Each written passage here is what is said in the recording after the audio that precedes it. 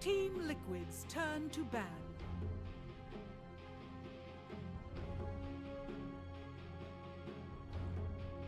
Ten seconds remaining. 5 seconds remaining. BB Team's turn to ban.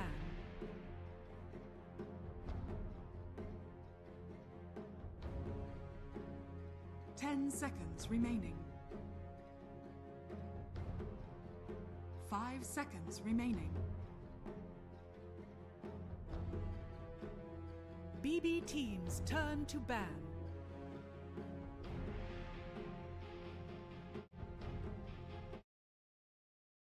Seconds remaining. 5 seconds remaining. Team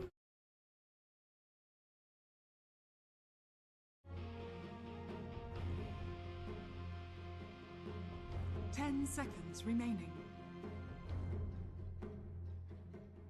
5 seconds remaining. Team Liquid's turn to pick.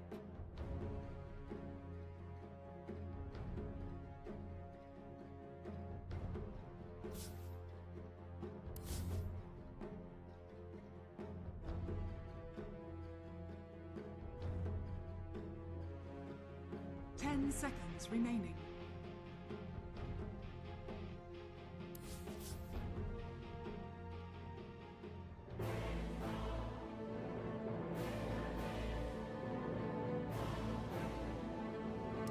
Team Liquid's turn to ban. Cheesty, yeah. By scripting it, well, Kataomi's name comes from 10 Kataomi seconds by remaining. Aimer.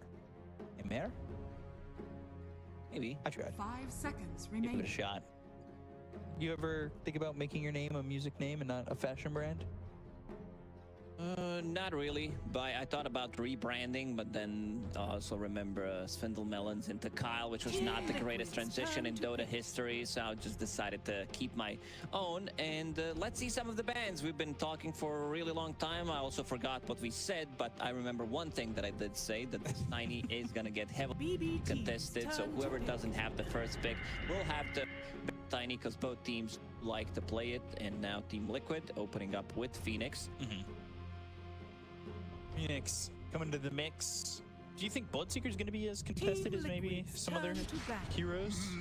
Yeah, I definitely think that this hero has a lot to offer in the laning stage, especially when paired up. I think that's going to be the hero that... I know Mickey loved to play the Bloodseeker back in the days as well. He became very active on the hero. Pure loves to play it. There's a new build that you do on a Bloodseeker. You basically rush Radiance, and there's Lightning or anything, and then you pick up a BKB, maybe SNY, get that Aghanim Scepter online. And there's a lot of combinations that you can do in a Lich, which secures your lane. Bloodseeker is definitely one of them, where you have a guaranteed blood right. You put that shield on top of him, almost invulnerable, plus Monkey King that they did play the other day. So Lich secures your safe lane. Kataomi, and we talked about him getting that level 6 yesterday with playing against my Rebellion. He had it in 6 minutes. Yeah, how much damage did he deal compared to his net worth? It was like 2. It was over 2 to 1. Like 15,000 damage for 7k net worth or something. Yeah, it was something insane like that.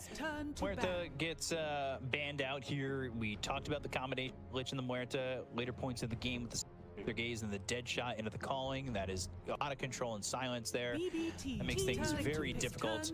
And they will ban the puck and immediately go into the invoker. So BB team, this extra time while we were waiting for Lacoste to get into the lobby, allowed BB team to figure out what they wanted, and they were just boom, bam, puck. Do you think if you joined the lobby earlier, this draft would have looked different? Potentially, yeah. You know what? I think it's the butterfly effect there on what they might have wanted. They overtalked one hero, and they were like, you know what? I don't want that. You can talk yourself out of some picks. It happens. Nick's getting banned again. We're seeing this hero banned pretty consistently. Not really seeing it get through the draft that often, but it was something that you said earlier in the day, where Nyx kind of forces you to have these fights that are 4v5, because Nyx is very very good at taking out supports Team Liquid's once he turn hits to that level pick. 6.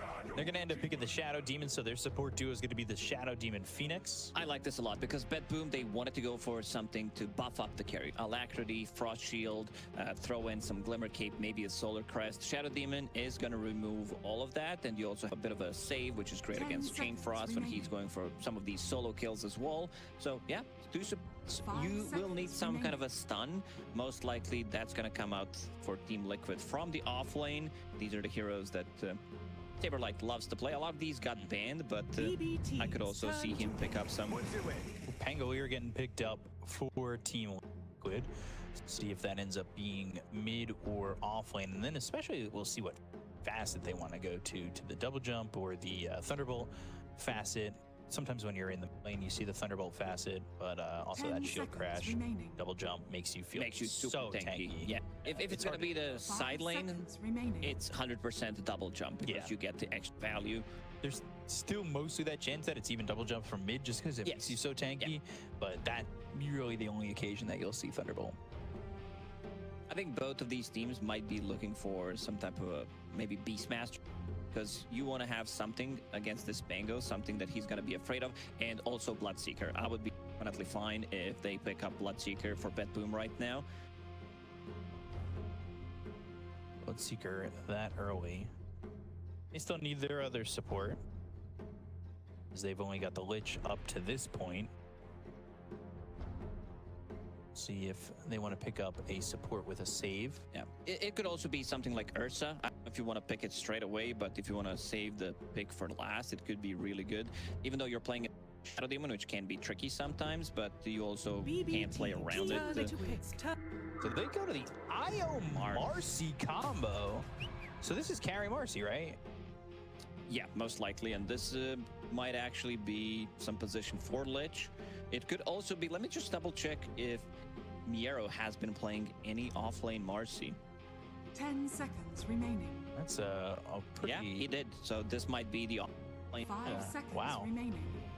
Marcy Io combo. So core Marcy is what I truly meant to say. That is an interesting little poll right there. And what you guys could do is pull the link from this command in chat with !ticket to get more information about joining us in the first LAN of 2025 here at the Saba Center in Belgrade, Serbia, and see some teams play each other in some fantastic Dota. Yeah, Marcy. And I'm also looking at the build. This has been a newer trend, even from the carry role for Marcy, is Armlet. When you're paired up with Io, you don't need any kind of Battle Fury or anything, because you can farm, you can be on any side of the map. They have pretty good global presence with some Sunstrike. Invoker can set things up, Tornado, and go for this relocate type of a play. But to go back to the itemization, Armlet into SNY. You have status resistance, slow resistance, you have enough damage to kill pretty much Team any of these Liquid's heroes, turn and to you also bat. have Sidekick. So Sidekick, Frost Shield, Alacrity, this is gonna be pretty massive. I feel like you have to ban Bloodseeker here for Liquid. Yes. Because Bloodseeker used to be Turn to used to be the big counter to Weaver. Used to see that a lot. There was days when, back in the day, Mugi was picking Weaver, and it was always countered by Bloodseeker in that Chinese region. But it was a pretty global thing. 10 seconds They make that ban of the remaining. Bloodseeker, picking up the Weaver. With the lockdown 5 from seconds your remaining. team, not exactly amazing. I mean, there are plenty of things there is that you can kind of work with that are quote lockdown-ish. Cold Snap, Tornado, Rebound, and then you of course got Sinister Gaze. Yep. If they want to have Blink Initiation from safe lane, if they want to play this Marcy from the offlane, Pure also plays it from the carry role, but he's been also playing some very interesting heroes on the safe lane. So if they want to have Axe safe lane, which he did play, if he wants to play Shaker from the safe lane, Turn to bat. have this guaranteed stun, it could work out for them. And looking at the bans from BO3, they are banning out Mars, which could have been a really good pickup because you can't see inside of the arena. Invoker can do good with some like random Tornado. I think pro players got 10 better at seconds remaining. playing against the Bloodsport facet on Mars, where you can like divide 5 seconds Mars remaining. arena into 4 quarters and say where you're standing so they can throw some kind of a spell. So it sounds stupid, but these are professional e-gamers that we're talking about. So like use Tornado in top left because this is where they are. And then you see Tornado EMP, try to disengage because you can't see inside. There's also a counterplay to that with some server board placement, but most of those do get devorted. Going into the final ban for BB Team. Ban an offlaner, and it is potentially a mid or an offlaner, depending on what Liquid want to do with this Pango. Reaver's pretty cemented into the safe lane, I would say. That combined with either the Shadow Demon or the Phoenix, you don't really necessarily need to make that decision at this moment. Team Liquid's turn. Both to ban. those supports can kind of move around, and they'll ban the Lycan as well, so they're really getting rid of the offlaners. They really don't want to play against.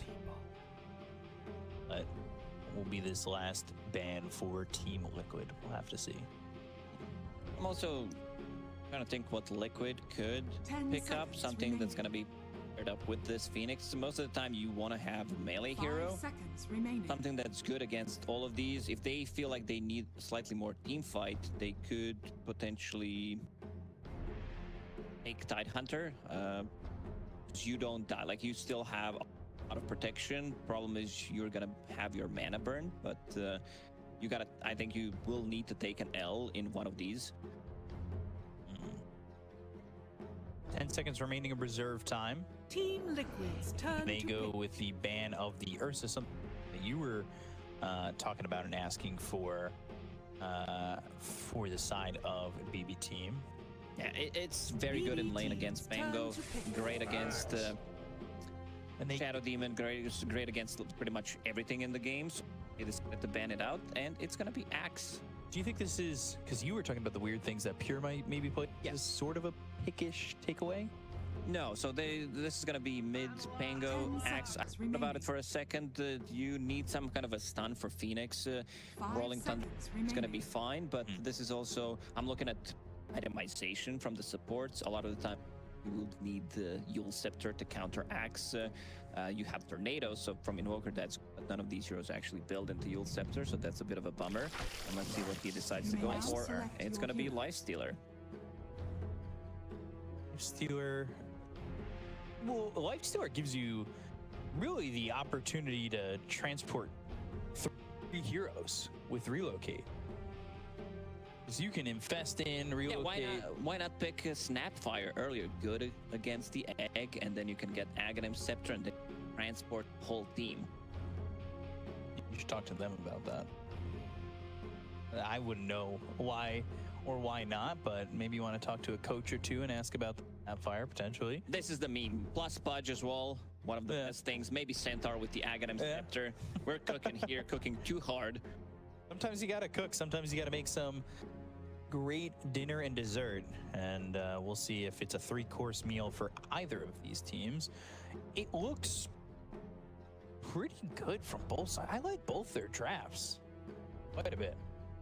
I'm wondering how much Axe is going to be able to get out of the lane.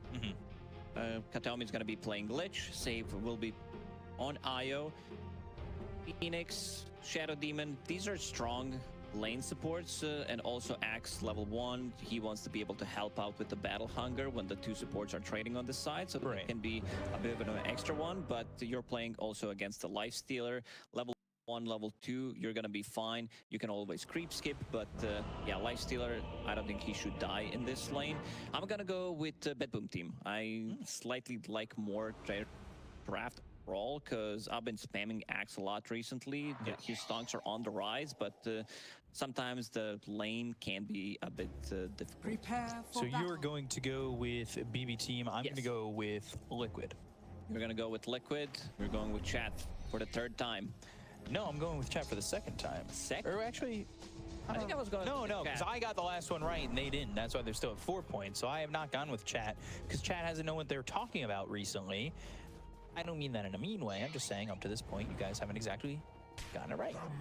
But I trust Chat this time. Me and Chat, we've got something in common. We don't put analytics into our guesses.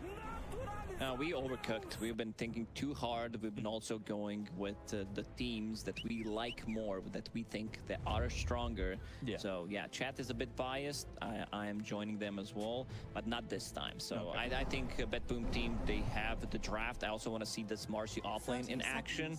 They don't have that many stuns, but this is a very interesting draft from BetBoom. This is what kind of I expected for them to play, because this team can play anything and they're really good at finding new ways how to play Dota, finding new heroes that are going to break the meta. Getting to this first game of the BO3. First BO3 of the event, as we had BO1s prior to this in this Swiss stage. They go and get the fastest overall, and they're going to try and make a move here on a save. Tethers all the way over. Back to Miero and away from 5 heroes. That was, it looked like certain death. It was not. There'll be 2 bounty runes picked up there for Insania as we get underway. Nisha going to be mid on this Pangolier, and he's gone to the double jump facet, right? He did, yes. Pango, it's just a better overall fact. The other one got nerfed way too hard, but you'll also see the way he moves, how fast he moves. You're gonna be, is this slow motion compared to the other facets? Yeah. It was pretty stupid. You could just go in a circle and stun lock people, so we had to change it. Definitely had to change it, deny there from GGWP, and this is a lane that we want to kind of look over to. You can find yourself playing aggressive sometimes with this Marcy, but They're actually going for save. He's got tether available. Really never in doubt for him getting away from this one, but he does have to be careful about his positioning if he takes a little bit too much damage. They're using this opportunity to put in some damage onto Mickey, knowing that level 1 Shikuchi is in a very long cooldown, and they also did a good job throwing a blood grenade so Save can get to the small camp and try to body block it. You're getting his hands on Boxy's courier. That'll give 25 gold over to each hero on the side of BB team, so 125 net worth for them overall. Nisha up against this Invoker, 4-4 to the 5-3, both heroes denying well and CSing well. Shield Crash not as effective against the Invoker, gets dispelled by Tornado, so Nisha not gonna be able to pump in as much Frost damage. Shield. And you can see Saberlight her already playing super aggressive. He is that in should a be trouble. But Kataomi, he needs 1 Shadow Poison, 1 hit. Never mind, Saberlighto running away. Kataomi wants to deny himself, it seems. Yeah, he'll go over to the neutrals there and get himself denied. That leaves Pure by himself. Kind of opening up a little bit here for Saberlight overall. Anything he can get out of this lane before it gets a little bit more difficult, the way we've seen previously right there, could be interesting. And another courier dies. So Boxy lost his courier. Mickey's going to lose his courier as well. There's one thing that professional e-athletes need to improve, and that's their courier usage at the early stages of the game. This is why BetBoom, they're such a smart team. They picked up Marcy so that their couriers are flying when they're level 1 because of her innate ability. It's a good point. They can't lose the couriers, yeah. Maybe that'll work. Disruption onto Pure as well as the Battle Hunger. Nothing too absurd coming their way. No real aggression coming out just yet in this top lane. Some shots back and forth. Shadow Demon actually sitting quite low, and that's going to be first blood there for Kataomi. He does get the kill on the Boxy, and getting that first blood and securing it bottom. It looked like maybe there was a chance that he got the first blood earlier, but they ended up getting it there. So for BB team, happy with what they're getting so far. Looking back over towards this mid lane, and it's, again, like we said, pretty even.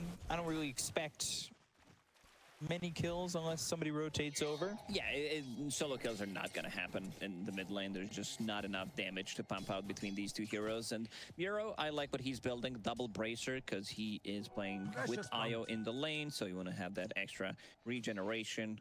And then we'll pick up the phase boots. We talked about Armlet, S and Y, most likely going to be the build, because you're playing against Axe, you want to have status assistance, so both cores are going to be looking to buy it. We're talking about Stealer and talking about Marcy, so In terms of damage that they have, the damage on side of Liquid is also pretty slow. So once you get to that like second, third item on Bedboom team, they're gonna have some damage issues. Dispose on the Mickey, and then a couple of shots from Insania, but nothing again doing there. We switched it over to the net worth real quick, and we do see that Pure is leading the way. Is it difficult for them to kill this Lifestealer as time goes on? Yeah, they just don't have enough. Again, it's a bit of a static damage. Shadow Demon needs a couple of poisons. You need the Swarm as well. Pain needs to connect with the Rolling Thunder. Lifestealer will be level 6 at the time anyway, so pretty difficult. That's why it was such a good Lifestealer game. And also to point out, Miro, he did not go for sidekick facet, he did go for the bodyguard, and this also means that you're going to be receiving extra armor, which is really good, and she also counterattacks. So makes a lot of sense in this lane as well. And also you're playing against Weaver, playing against Pango, it's all physical damage, so you have that extra protection. And when you play against Pango, you want to buy, in terms of support items, get that Solar Crest ASAP. It's all physical, baby. Ooh, Pure losing his courier with a good amount of gold on it, about 1,000 gold on it. Yeah, full phase boots. Full phase boots indeed. Now dead on that courier. And you can see Saberlight going for Kataomi. Gets the call edge. And he's got these creeps hitting away at him, so he's trying to get a couple of spins, but eventually Kataomi turns it back around with a Frost Blast. And Shikuchi, and now the Swarm. Arrow, even this tether, will be able to survive the couple of shots that came in from the Weaver. They are playing aggressive. They are trying to get these kills here onto the Marcy, but now Saberlight, he's in a bad way. Blood Grenade, Pure, walking over, slowed up. Saberlight, not a lot of help to work with, but they've got Boxy, who can't help with the disruption because he already used it on somebody else, and the call is onto the Lifestealer, but Kataomi gets the kill with the Frost Shield. Nisha's gonna get killed to Kataomi as a trade. If only he had those phase boots on Lifestealer, would be able to kill for himself, but Kataomi getting the kill again on Lich. Level 3 this time around at 6 minutes. Massive difference when he was playing the first game yesterday. Yeah. He was at level 6 at this point already. He had like 3 kills. Over that being said, Nisha did come over with a haste rune and was able to help get a kill there, at least in return. Dispose onto the Phoenix. Radiant's bottom tower is under Round, attack. but maybe not something that they want to do. Icarus dive away. That courier's still dead here Dire's for the bottom Lifestealer, tower is so under still doesn't attack. have those face boots, and we'll have to be very careful about losing that courier again. God forbid, but those phase boots now will be coming. This is exactly what Saberlight needs. He needs to get back into the game. It's a tough lane. You like a lot of the times you will see Axe, and they're going. Kataomi. Dispose again. Kataomi here top, but they'll get the kill on the Marcy first. Bringing in the Invoker. GPK is here. Tornado. Nisha's going to think about going to the Rolling Thunder and will commit to it. But without that Thunderbolt, he's bouncing around and doesn't exactly hit Kataomi that quickly, where he's able to heal with that sound. This courier will deliver the phase boots for Lifestealer. Didn't expect them to lose Mickey there on the Weaver, but GPK making the TP over. Nisha did rotate. Now, Sinister Gaze on the Icarus dive, and that leaves him pretty much dead. It's not pretty much, he's dead. Twice in a row, you just TP'd it. So, still level 5.5, not too bad for Phoenix at 8 minutes. Worth-wise, it's still sitting pretty even. It's the supports that are not enjoying it. I'm level 6 for Saberlight, so he does have that Culling Blade. The stars align. That Boom team is made up entirely of Aquarius and Leos. Their work compatibility is considered average, but individually each player excels at their role. Both signs are perfectionists who strive for excellence. Do you know what you are? Sagittarius. Same. Yeah. We're a bunch I mean, of our Sagittarius. birthdays are 8 days Oh, yeah. Just about. difference, so yeah. Radiant structures A couple of years are as well. fortified Mickey. are scanning. trying to chase, but they don't have enough stuns to stop them in this lane. They will definitely need Tango, or they will need Saberlight later on with some Blink Dagger calls. Saberlight getting some spins, but there's the blood grenade. Sinister Gaze, turning there. GPK off to the left. Swashbuckle, Pure dead, and the disruption. Save on a Saberlight. Try and get Katomi. They'll have the Culling Blade, and they'll get two. Well done by Liquid to rotate there. I'm just wondering why he was saving a point on Lifestealer until the last end. Then he gets the infest and doesn't get it in time. Maybe needed it slightly later just so that he can infest, because he was going for that play. That was a very solid play there to make that rotation over. That swashbuckle important, the disruption save. But at the point, maybe too detrimental going forward. There's the Tornado EMP that's going to wipe out all mana here on Nisha. Does have 3 charges in that wand, also has a water rune, so we'll get a little bit of mana back. As Insane is level 6, so maybe they want to make a play. It's not going to be as easy Phoenix game by any means. Playing into Lifestealer with the extra attack speed, you have Invoker with Alacrity, Marcy, Io with the overcharge, so pretty much every single hero can kill it. They can also share that attack speed, and El Saberlighto is slowly getting back into the game with all the stacks that Liquid is making for him. EMP again, Nisha Manalis. Dire's middle tower So annoying. Yeah. Speed, like you don't get to play the game. This hero needs mana. Same goes for some Tiny, at least Tiny from the mid lane when he's playing against EMP. He can buy into Soul Ring so that he can get some extra mana to cast the spells. Nisha. I like what Nisha's doing here, though. He's got the trusty shovel, and he's making sure to dig up a water rune. Tornado EMP. Nisha now Manaless. I've said that a couple times already. That is very annoying. We go back to my other point, which is he's got that shovel and he can dig to get a water rune. And you know what you guys can do? You can put !ticket into the chat and get your information on getting tickets to join us here at the Sava Center for the first Dota LAN of 2025. That's January 31st to February 2nd. Get your tickets today. Battle Hunger on to Pure. And Pure, he's okay, middle of the pack right now. Nothing too crazy. But going for that armlet, soon to have it. Getting to Mickey up here in the top lane. He's gone to that early Falcon Blade. Now looking like he's going to the Desolate game. But Nisha trying to get for the Rolling Thunder, but there's the Tornado EMP. They'll unleash. They'll try to get the kill, but they've got the disruption. Now Saberlight moving forward, looking for the... Donald was there. The Chain Frost bouncing around. Saberlight, he's in trouble, disposed and killed. Seems like Liquid had a counterplay to it with the Shadow Demon and Phoenix, but it was not enough. That Tornado did manage to remove everything from him, that shield crash, and not allowing him to use the roller. And then also the counterplay. The Lich comes through and gets a big Chain Frost. Let's see the damage. Yeah, well, Lich damage is insane. Every single time I see this hero, it's just every single fight. He's really up there. Top 2, top 3.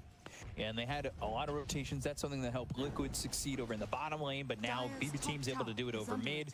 They succeed with that. And now you've got Blade Mail on Saberlight, so maybe he can make something happen with that. But they showed with that Chain Frost with some good play there, especially with the Unleash, that they're able to rock it and rock through Axe and Pangolier. The dust is used, the rebound comes through. They've got the control to Mickey as well as the dust. They'll get the kill, and even GPK is here again. 4 heroes from the side of BB Team showing up into this one, not needing relocate to be here. Using this opportunity, knowing that Mickey already used his ulti, so trying to Foxy scouting things out to see how many stacks they are. But Katomi might actually find him. It'll be tough. Radiant's middle Stack. tower is One under more attack. stack. They are making stacks for Lifestealer. He can't clear it yet. It could also be Marcy. Clear it, get stealth to her BKB. I mean, Miero is on top of the net worth right now. Once he gets that BKB, he doesn't care about pretty much anything other than Axe's call. Sure, there's Shadow Demon, but they're also gonna have a pretty free entry to the fight because they have such a good turnaround play with Tornado. Oh, Chain Frost goes over to Nisha. Rolling Thunder EMP to get the kill on Saberlight, who pops the Blade Mail. Rolling Thunder finally connects. Unleashes back to go back with the infest, and can they pop out and get anything? No. They're able to get the kill there on Amir. Take out Saber, Pure, GPK. He's trying to help out with a disarm. They're unable to stop the TP of Pure, and GPK is able to to the tier 2 tower. They lose Saberlight, but trade for 3. Not a bad fight for Liquid, killing 3 heroes, 2 supports, and the offlaner, but you can feel how confident BetBoom wants to play with all the saves that they do have on their side, the disengage, infant, relocate, frost shield, bodyguard as well. They have so many things, and I like what Nisha's been doing. This is something that was done from the offlane a lot, especially from Amar, going for that Echo Saber rather than going for the Fuel Blade. Okay, again, he can't get it off. Gosh. Hero just rips him apart, and now they see these stacks. You gotta think that you need to steal these, but they'll take the big camp. Ancient camp won't be able to be taken by the side of Team Liquid. It's at least something. Now though, Miero's got a BKB. When you use sidekick slash bodyguard, like, where is that effect? Well, what is that? Like, it should be on the hands, right? Ayo is a ball, so it's just floating around him. Kind of looks stupid, not gonna lie. Well, I think there's hands in there somewhere. Do you pick up items? You just suck them into the ball of energy? You need, I don't know, you need to be tethered so that the... So you have hands. Makes sense. Seen it. Curse dive away from Miero as well as save. Sunray up and over the cliff. Get some distance. They do have that mech picked up by the IO. Liquid, they Shadow Demon if they need a save for any of these heroes. BB team, they've got save. They got so many saves on their side. Mech now completed on IO as well.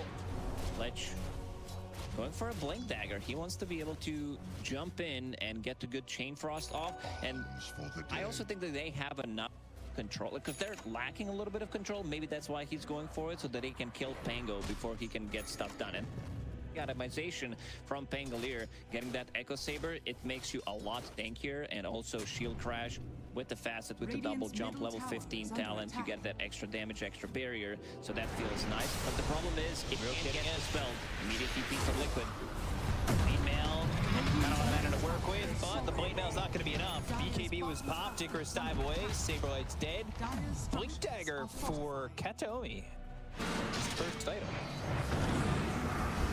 Shield crashing, save. He's going to be able to walk this off. They're unable to catch this IO, which is a big problem.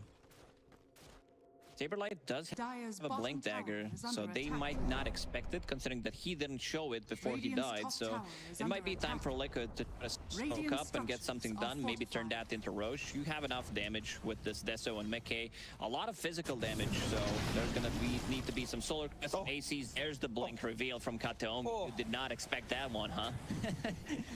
Just a little juke and a jive there. Never thought I was gonna say it. The Blink reveal from Lich. Yep.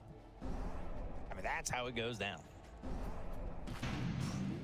I would never expect that to be the first item. I could see a support picking it up. I could see a Lich getting it, but first item? I don't know about that. He feels confident once they kill that Tormi that he's gonna get it. Turn that 50% into 100%. Because Ayo's shard is really not that good. Dire's bottom tower is Definitely better ones out there. The is almost like baiting, knowing he's got the blink and he's been quick on the draw with that. They're trying to smoke. They're trying to make a move to find these heroes with this Blink Dagger from Saberlight. But they just missed them, and now they're rolling Thunder. Blink call. It's out of the mark. In on the 2. It's perfect. On the axe, and now the BKB is able to go off from the arrow. The rolling Thunder not doing enough just yet. It's going to end. Not a good swashbuckle disarm. There's the rebound. That's going to be another kill. That's Nisha dead. And a great counterplay from GPK. GPK has been owning this game so hard. Every single time he finds a really good angle, he's right there where he needs to be able to counter initiate. And now TPing to the mid lane, gonna set something up for a relocate play. Relocate. Mid, Saberlight, Blade Mail. It really doesn't feel like it's enough. And they've got another kill here for BB team. So they're playing so quickly. Arrow, he's having a bad time. Like, he's not able to connect onto a target. There is no real follow-up, and we're gonna see that again. GPK in Invis catches him mid-dive. Oh gosh, Tornado just stops them from really having any effectiveness here on a Miero. Tornado is a great counterplay. And alive, they've got no mana. The EMP, and now he's got no mana. They're just gonna take out Mickey. Oh, Liquid is in a lot of trouble. I know it says only 3k gold lead for them, but this game feels very like tough. It feels really rough. They might need to try to break the game, maybe steal Roche, and yeah, 27%. I even think this is generous, these 27%, because once they get to their items, there's going to be Radiance, and it's already finished. You have GPK, who just got himself a second item, which is a Force Staff, and once her Aghanim Scepter, then both Shadow Demon, like Pango Weaver, they're really fishing to die once you get that extra silence on top of them. Yeah, GPK there with the Tornado EMP, another GPK from GPK. That's great play, kid, for GPK. Anyway, here, just farming top. Doing his thing, continuing on, and GPK is going to be there with the EMP. But disruption to avoid that. For the moment, they've got the Frost Shield. Tornado right on the money. Nice wall. One more right click, and GPK's got another one. To try to kill Tormentor. Let's see, 3 bounce. And the Unleash with a Dispose. Mickey, even with mana, doesn't have a chance. I would assume that you're not going to die to Marcy Io with no BKB. And who's going to get this Tormentor? It's going to be saved. Dire's bottom tower is under attack. Naomi immediately buys his own shard. Yeah. Save that. Just enough money. Wants that Ice Spire pretty badly. There's way too much saves, way too much heal. We talked about Team Liquid, the damage being pretty static, where you need to get the Shield Crash, Rolling Thunder, Phoenix damage also is not instant. You need to connect with the same target, Axe, Blade Mail Jump, and then with the Weaver Pango to be to kill a hero, because there's way too many ways to just find, save any kind. Because you have Force Staffs, you have Frost Shield, you have Relocate, now full mech, plus Holy Locket completed. The game is becoming almost impossible for Liquid to punch back. Yeah, not easy at all. This Teso has been purchased by Mickey 16 minutes ago. Yeah, 0 charges. Stunning, Coin Blade, Miero trying to TP out. Do they have the damage? Get another Coin Blade. Oh, no, they don't. That's something. This is the perfect target that they need. By Roche, too. They're gonna need Gay to show up. He's on his way. Tanjanyasha for Nisha. And they will have themselves Aegis. This is a stopgap for them. It is. This is potentially a play that could make you a comeback into the game. Saberlight still needs a lot of time to get his BKB so that he can get tornadoed. They can disrupt him. This is the build on Pangolier that I really like compared to Diffusal Blade Aghanim Scepter. In certain situations, it's still better overall, but this is a newer build that allows you to be super tanky. Right. Chart for McKay next. He needs to get some charges on this desk desperately. Link Dagger, even a Ghost Scepter next for Boxy. He's not terribly far away. Now they McKay again. And they're going to get another kill and take out that Aegis. Talked about how that could have been a play for them to get something out of it, but now McKay in the dust has the Shikuchi away. And without this Aegis, it just, everything you just got is thrown away. They still want to go. No. Yeah, they do. Lich ulti. Proceed. Unleash, rebound, dust again. That hits Boxy as well as Mickey. They've got the dispose. They'll pop the miss. They'll get the kill, and they need to return tail on Liquid. Insania's watching this, all of this extra attack speed that they do get, and he's probably sweating. He's like, guys, I cannot use egg. This egg needs to be used either far away, or they need to be able to jump in with the axe and try to protect it, because otherwise it's not going off in the middle of a fight. No, not at all. Doesn't really have a chance to get out there if they put this near a fight. Saberlight, he had the blink email at a pretty decent timing, but you look at his net worth, he's near the Phoenix now. Call, attempt, Supernova, Like you said, the egg is gone, and now they've got this Ice Spire out. The Rolling Thunder stops them on the tether. They get the Kona save. Maybe that's an opening. Kato is also dead. They go to the disruption, or go to the disarm from this Invoker. GPK, Pure, sitting there with the arrow. There's the rebound. Double jump coming in from the right. Okay. They've got the damage, but not enough time with the TP out. They'll go taunt with Call on a 2, but the Sunstrike from GPK gets the kill on a Saberlight. Thrown by Katomi in the middle of the fight. They go to the time lapse, but with the silence, they're trying to on a Mickey, who's low on health and can't come back in. The disruption from Boxy, the team intent out. End up dead. Pure gets that one, and it's a 3 for 2. It started good for Liquid, where they took up the supports, but it just didn't finish well for them. Force super tanky on side of Vet Boom. They have some pretty static damage, as we said, especially if Axe is gone. If he doesn't get that second call with the pigment, they're gonna be struggling. The missed chances with dishing out some serious amount of damage, but it's not enough. Even Mickey, like, he did delete those 2 supports with Pango almost immediately. Problem is, once you get all the squad around it, and we're gonna see that again, because Kataomi, he blinked in, the egg immediately disappeared because of all the bad attack speed that we talked about. But look at the damage from Nisha. That Rolling Thunder was well placed. They are going to lose. Side will leave on the main screen. Yeah, this is also where Mira was not immediately in a fight. These are destroying them. You give Kataomi, but is it worth it? That is pretty worth it there. With the harpoon, they put in and get the kill onto Save, but they're going to lose Boxy as well. So they lose 3 for 2 again, and it's just not enough. They're starting to get charges here for Mickey, but there's the rebound that exposed. Time lapse used, but Mickey just needs to run away. The arrow is farmed. He's second on the net worth as Mark. This hero usually doesn't farm as much, one of the issues that the hero does have, but when paired up with Io, that good early start makes it a lot easier. GPK also has Gem. Let's see who purchased the Gem for him. Nisha. Taomi. Nisha doesn't have much mana.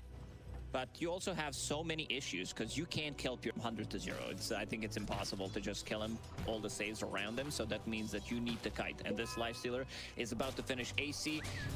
It's going to be great against Beaver, great against Pango. Most of the damage on their side is physical. Needs another 600 gold. Very close to finishing that off, up about 10,000 net worth. They were looking for a way back in, and it was that Aegis, but now they don't have the Aegis anymore. They've lost a bunch of heroes since then. For Liquid, it feels like it's falling by the wayside in their terms of a comeback. Amplify damage for half the duration allowed here for Pure.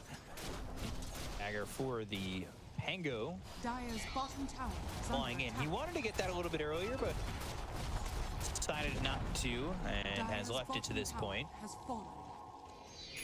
They're just taking all these objectives, and they're hoping on Liquid's side to get these BKBs.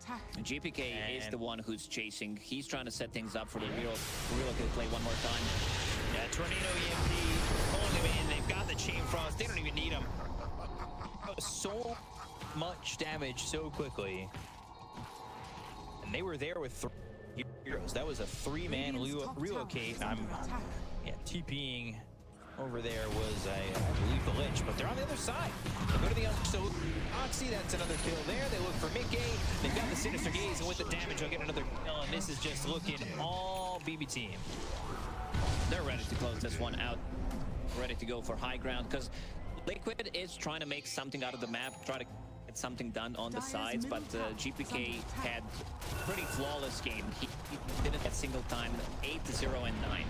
8-0 and 9, and you could be sitting in row 8-9 if you put in !ticket into the chat, and you can get more information about joining us here at the Saba Center for the first LAN of 2025.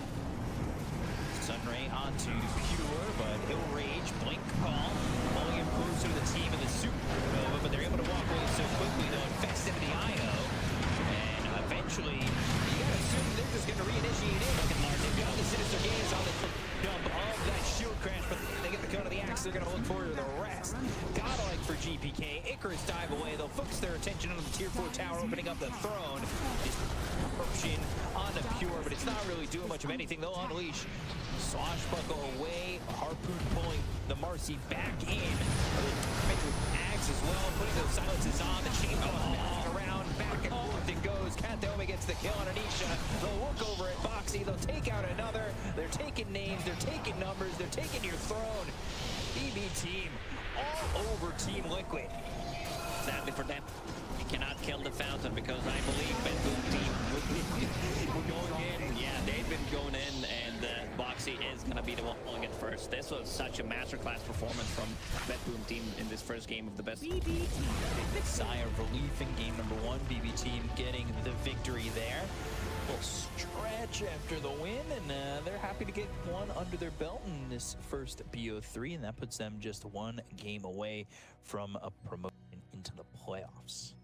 Team Liquid, even though they killed first Roche, it looked like it might be a bit of a comeback, but the GPK completely dismantled them with his invis relocate type of a play. And yeah, they're like, what happened? This axe pick was, I didn't like it because they counterpicked so hard on 24 with the life stealer, right. And he was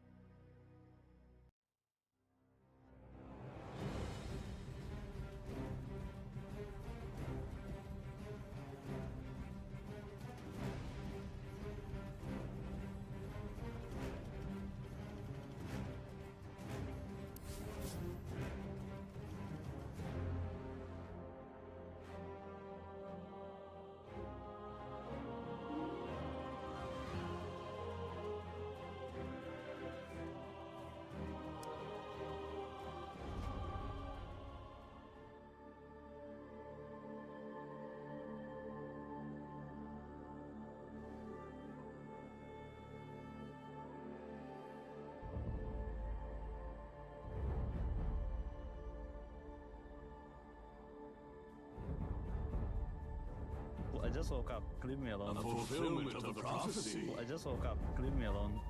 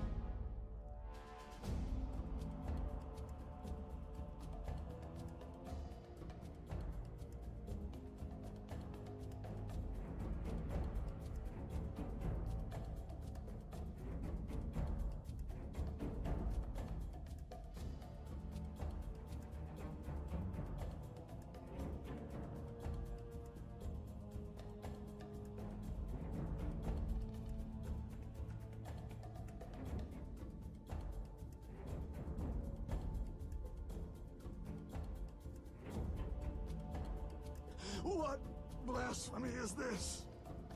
What blasphemy is this?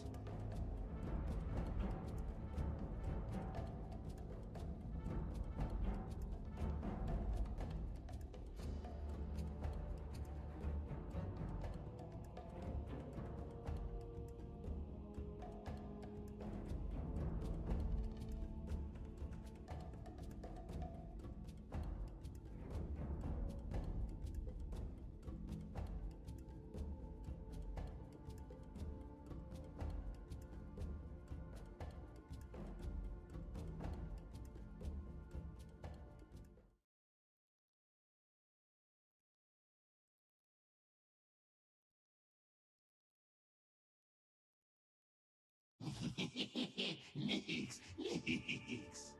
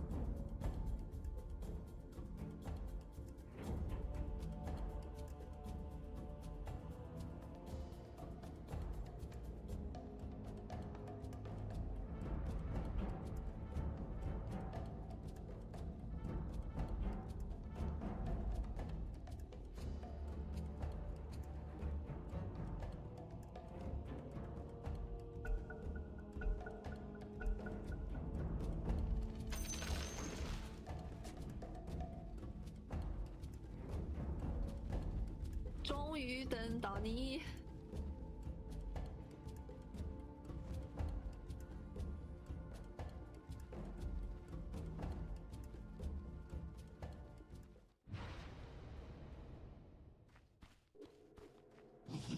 30 seconds to battle.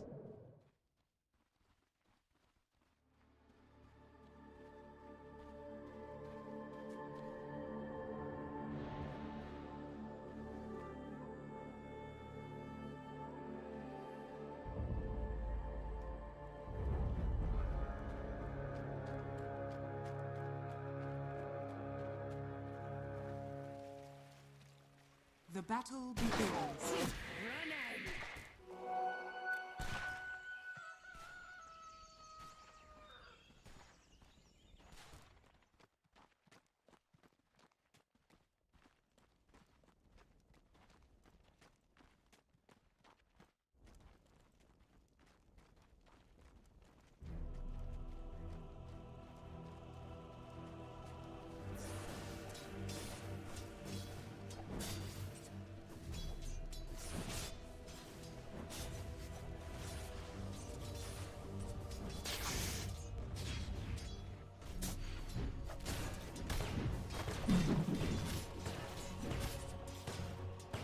Dire's courier has been killed.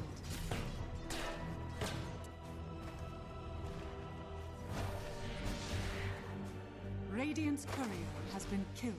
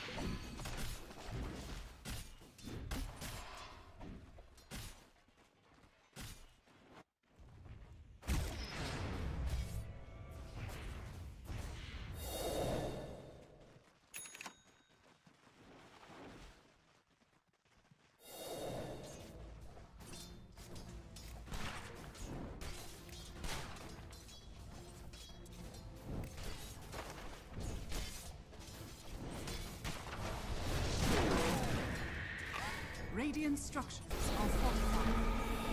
Dire's bottom tower is under attack.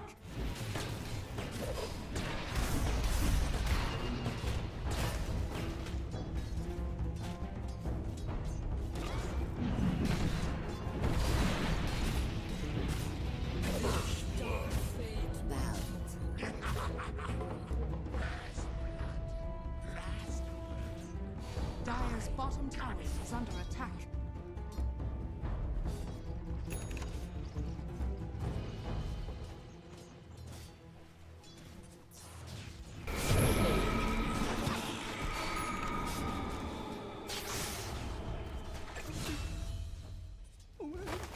Passed from this world.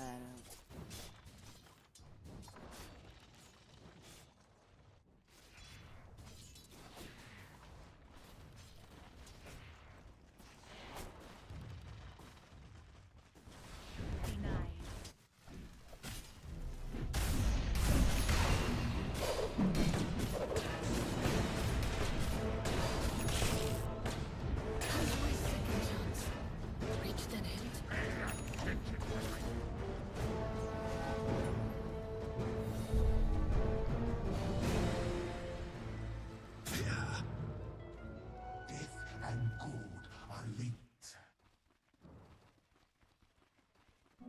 Speedy rune of haste.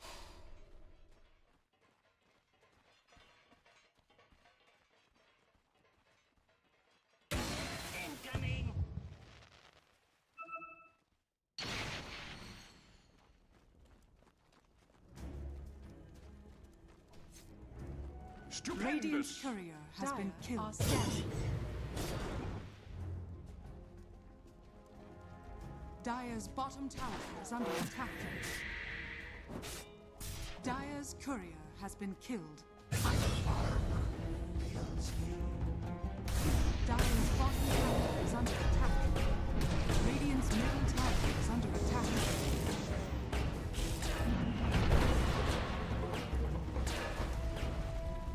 Dire's bottom tower is under attack. Radiant's top tower is under attack.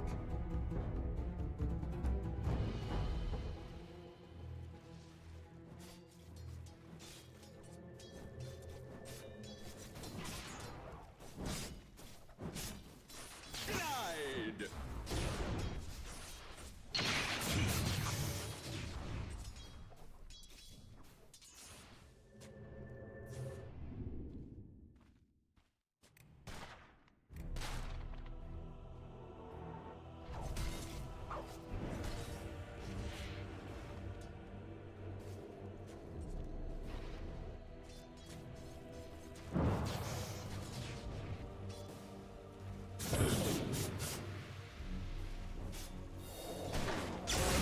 Radiant's middle tower is under attack.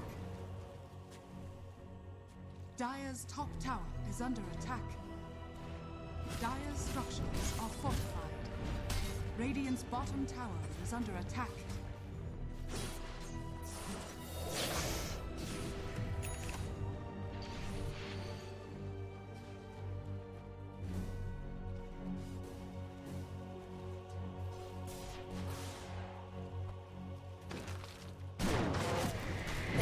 Dire's middle tower is under attack. Radiant's top tower is under attack.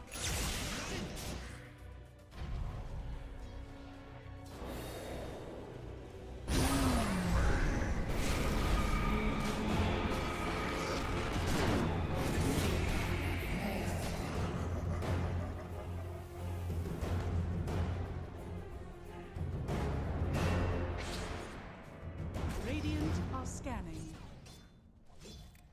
Dire's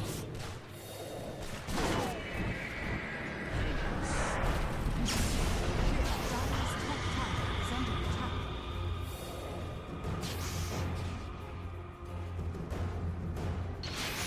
Triggers must dear to me.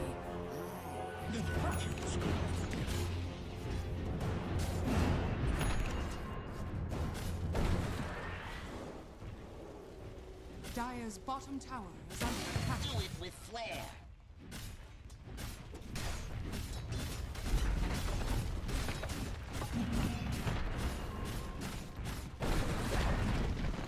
Dire's bottom tower has fallen.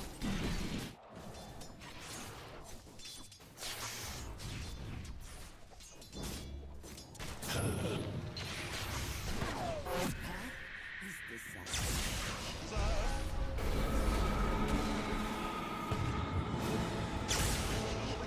Captured in the flame.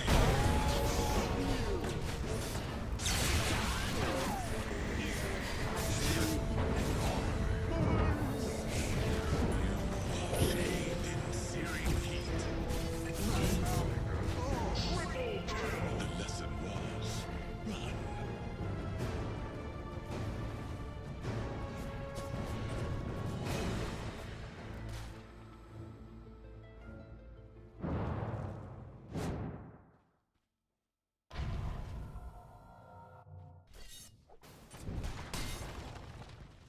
Dire's middle tower is under attack. Dire's structures are fortified. Dire's middle tower is under attack.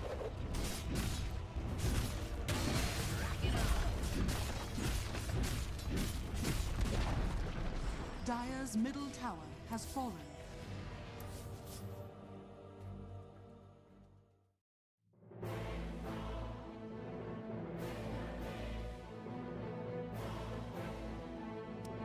BB teams turn to ban.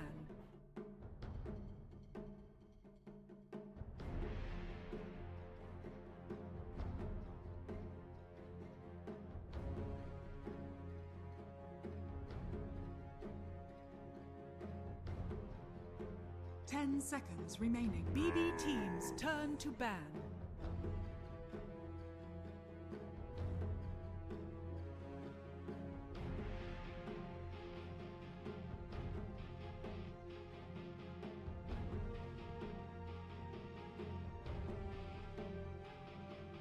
Nature's profit, not something you see all too often, but getting a ban there, like you said, I want to give that to Liquid in this scenario. Got another ban to work with, and it will end up being the Beastmaster, so getting rid of another offlaner.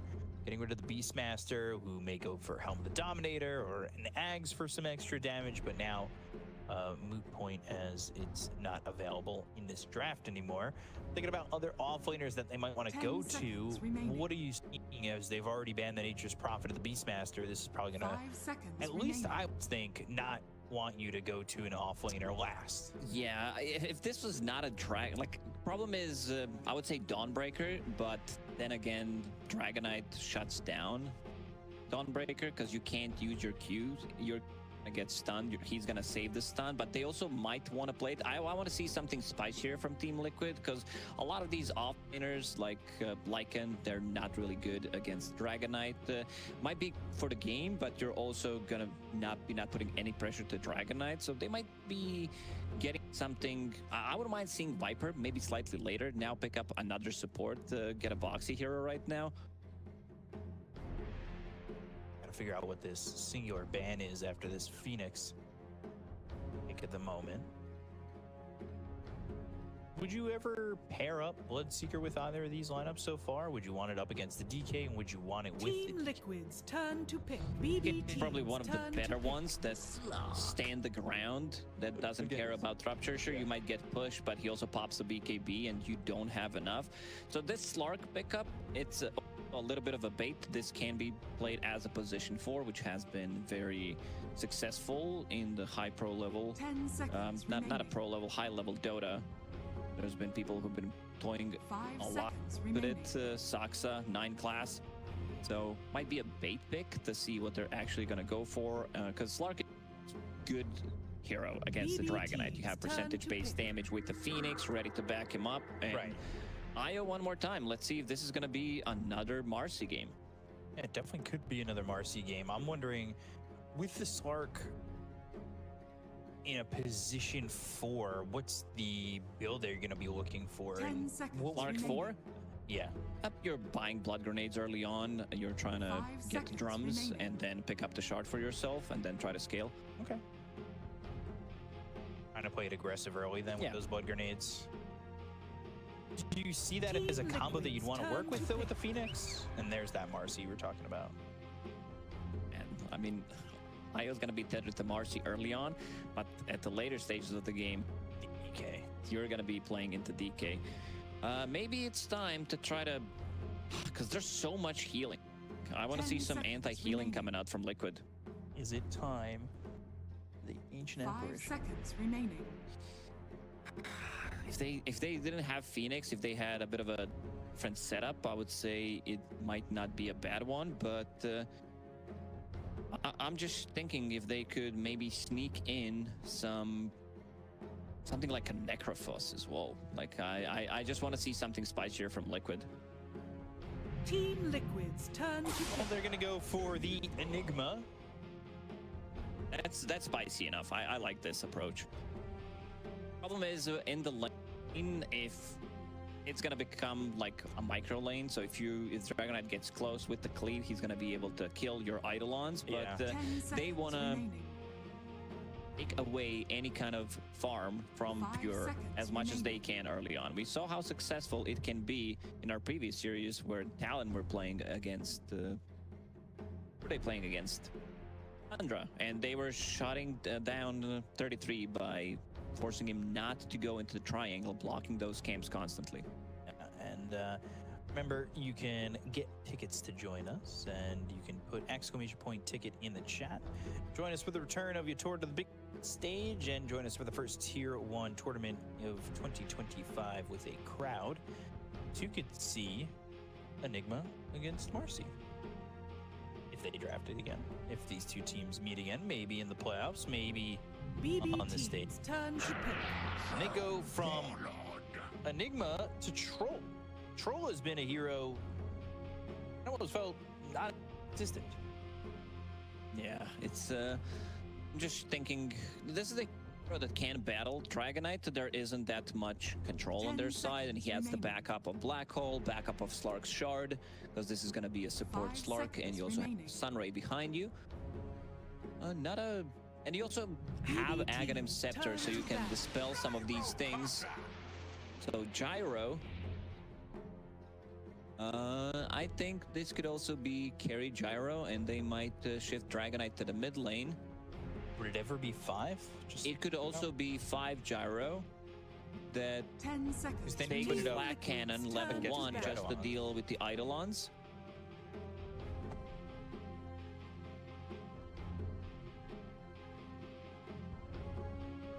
remember getting banned out by Baboon Team.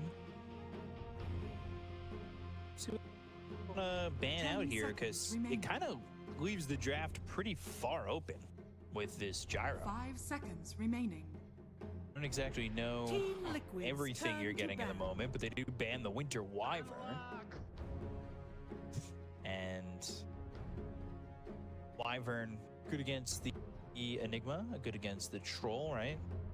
Yeah, so they think they're looking for position 5 in the end with Io Marcy in the combination. seconds But I remaining. suggested initially Dragonite from the mid lane, have a carry Gyro, 5 find seconds remaining. Gyro for Kataomi, something that can deal with the Black BB Hole. team's turn to ban. This Wyvern would have actually been a really good pick because it deals with the Black Hole, deals with the Troll really well, and they ban Silencer. So let's take a look if Kataomi has something spicy. 3. 10 seconds remaining. If they want to go 5 for melee seconds hero, remaining. I think there's a good chance that they pick some Undying because Slark, Enigma, and Eidolons are not going to be dealing well with that. Maybe there's a chance for him to pick up Clockwork as well. This is the lane where you can actually get the kills if he can get the you can close the gap against any of these heroes. Slark does have a pounce, but can still be able to body block.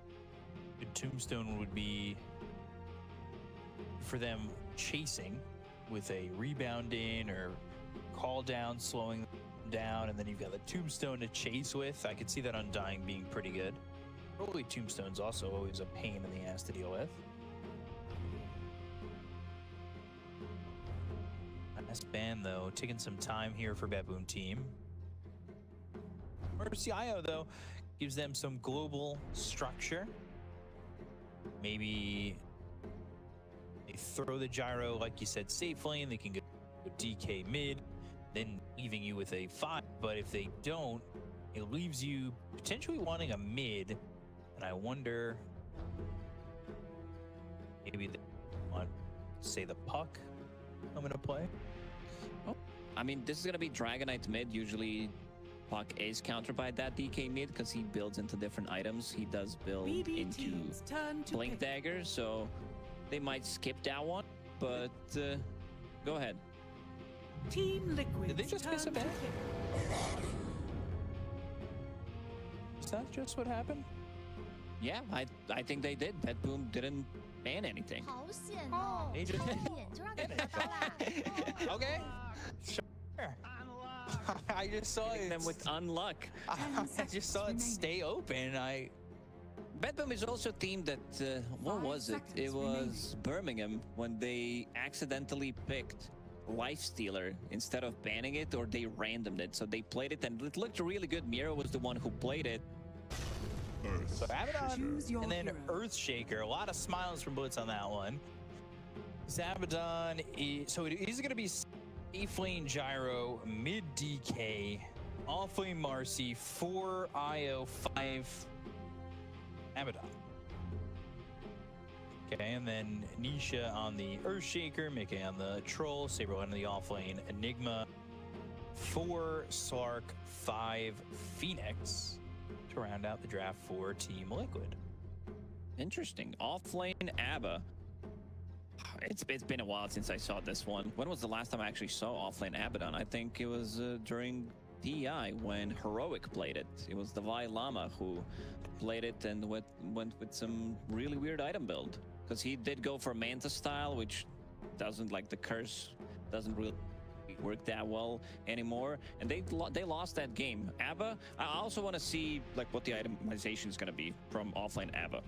Yeah, offlane Abaddon. I misspoke when I said offlane Marcy because I was so used to it from the previous game, but they are going to the offlane Abaddon.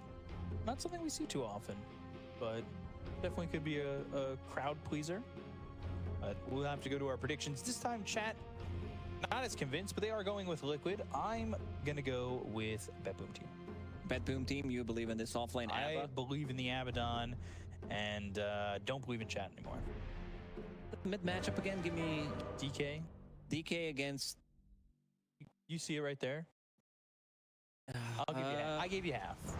I'll go with Team Liquid. I think they have overwhelming team fight, and I feel like they slightly overcooked the draft on side of Bedboom team for my taste. Okay, you think they overcooked it, but maybe they served it on a plate. Prepare for battle. The Bedboom team. Instead of what? I don't know. You overcooking is you burnt it when you serve it up on a plate and serve it well. It looks good. It's nice. It's delicious to eat, and it's well done. Well, instead of the wooden cutting board, which has been the trend recently, everything has been served like on a wooden cutting board. Yeah. With a little bit of flaky salt on there. We get it. You're fancy. I too use cutting boards as my plates. Anyway, going into game number 2, Liquid against Bedboom team. Take a look at the facets and fasten our seatbelts as we get into this. Mephitic Shroud. Automatic shield absorbs more damage and reflects damage when received instead of exploding at the end. That's the change with the facet. So if you don't hear the big explosion, that's why. Krieg for the IO is a good facet to have. I'm just thinking why the Abba, and I'm looking at Abaddon's innate ability, and it says damaging enemies apply Withering Mist debuff for 5 seconds. Affected enemies have their HP lifesteal reduced by 35 if they're below 40%. So that's going to be very effective against Slark and very effective against Troll, because they're not going to be lifestealing as much. So no Sunray heals, everything's going to get reduced. That's good. I mean, you were kind of asking for that, right?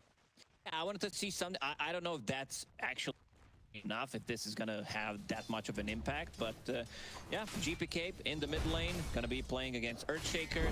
It's been a while since I saw this matchup. Dragonite from the mid lane has been used as a flex from time to time, but GPK, I think out CS at these early stages. Nisha, every single time using Enchant Totem to try to get a deny. And more denies than CS at the moment. He is just trying to CS as best he can.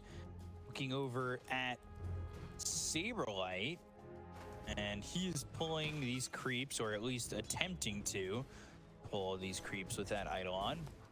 Kataomi's right here onto Boxy, and Boxy with that level 1 pounce. So Saberlight jungle Enigma? Does not like to play into this. Dispose and also Flak Cannon, so they're trying to break the lane as much as they can. Do some shenanigans. Boxy, he's got pounce in 6 seconds. I don't know if that's going to be soon enough. Flak Cannon and Keto not diving the tower. Still a lot of damage to deal with here. That early Flak Cannon to deter the Enigma coming into the lane. Now you're looking at a Slark that's going to have no laner. This is basically off-lane Slark. Yeah, and you've got a jungle Enigma. I saw something the other day that said, God, jungle is gone. Yeah, somebody said it. But look at this damage they're putting onto Mickey. Oxy again, standing soloing, down, trying to at least. He's essence shift as well as the pounce.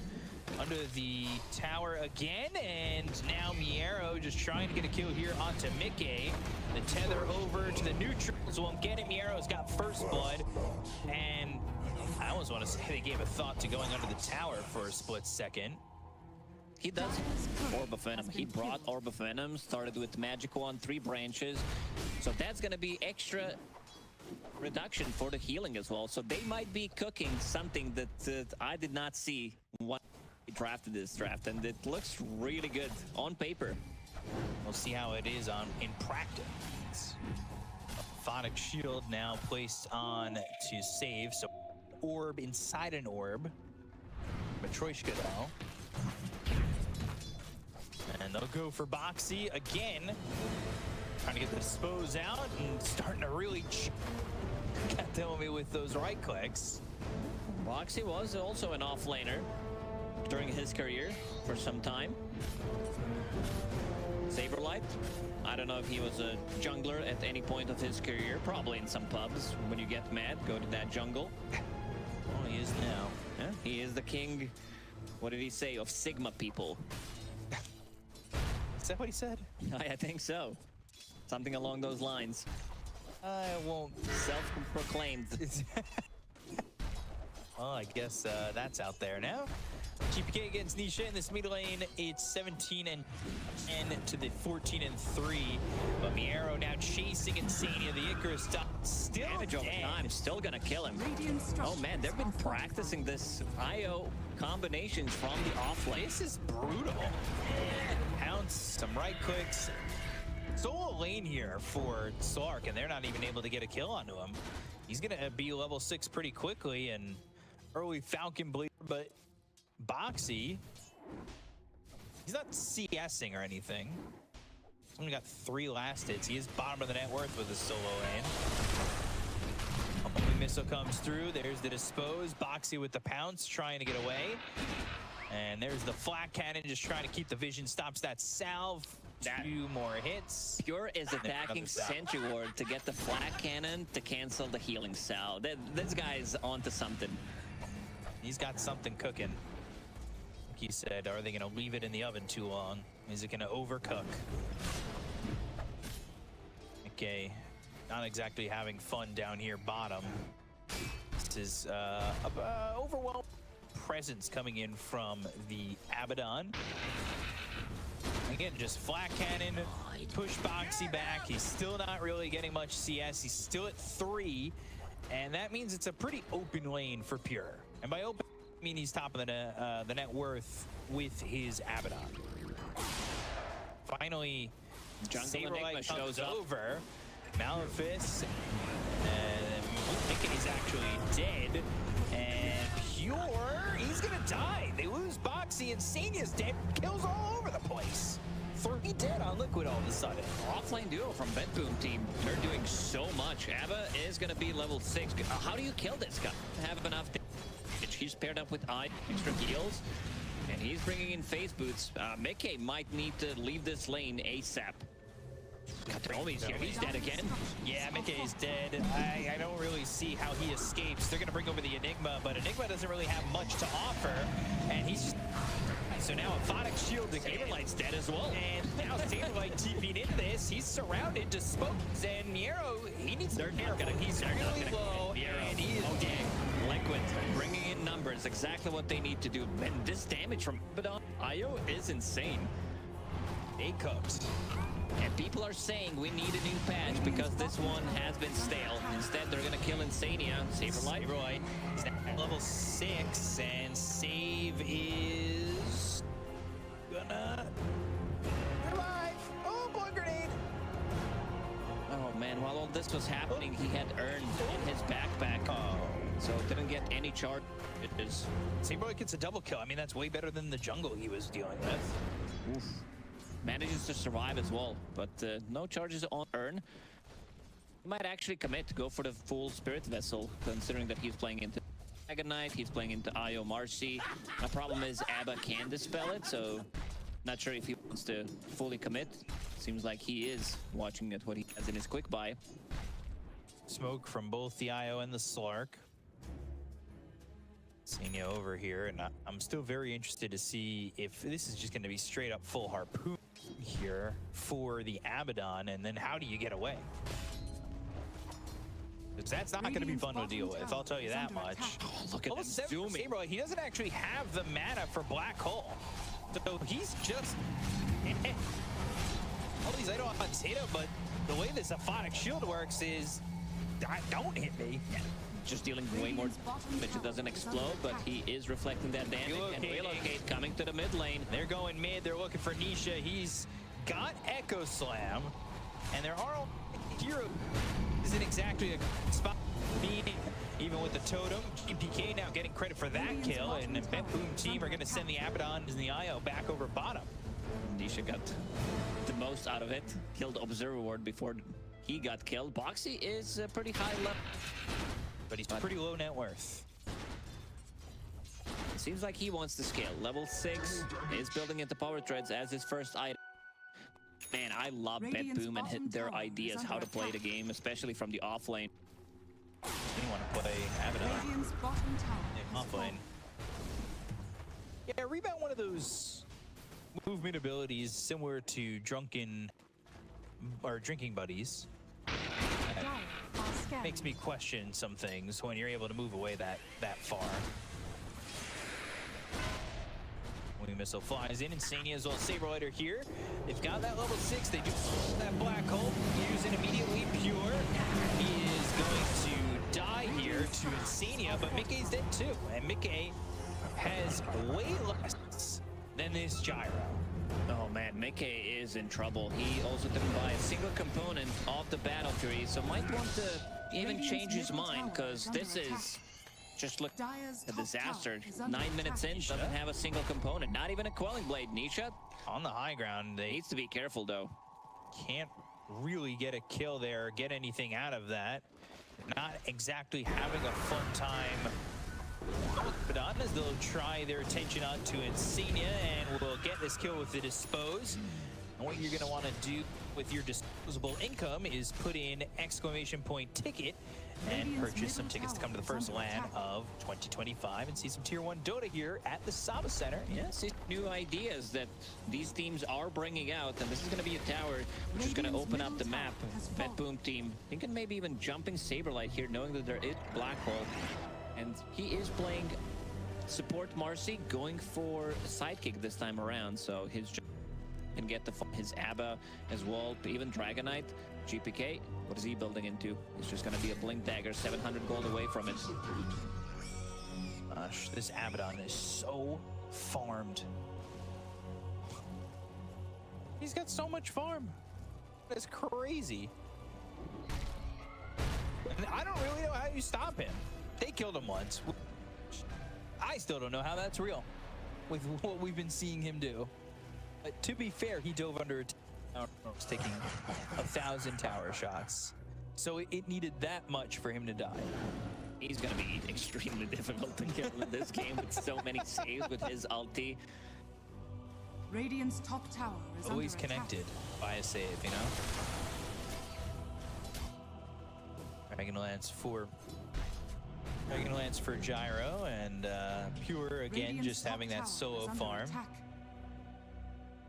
As Marcy's now level 6, has the Unleash to go to, but working on this Harpoon, has that Ironwood tree. 1,300 health, you've got a Phonic shield, you're tethered. I don't really know what you can exactly accomplish. Kataomi's going in with the Unleash.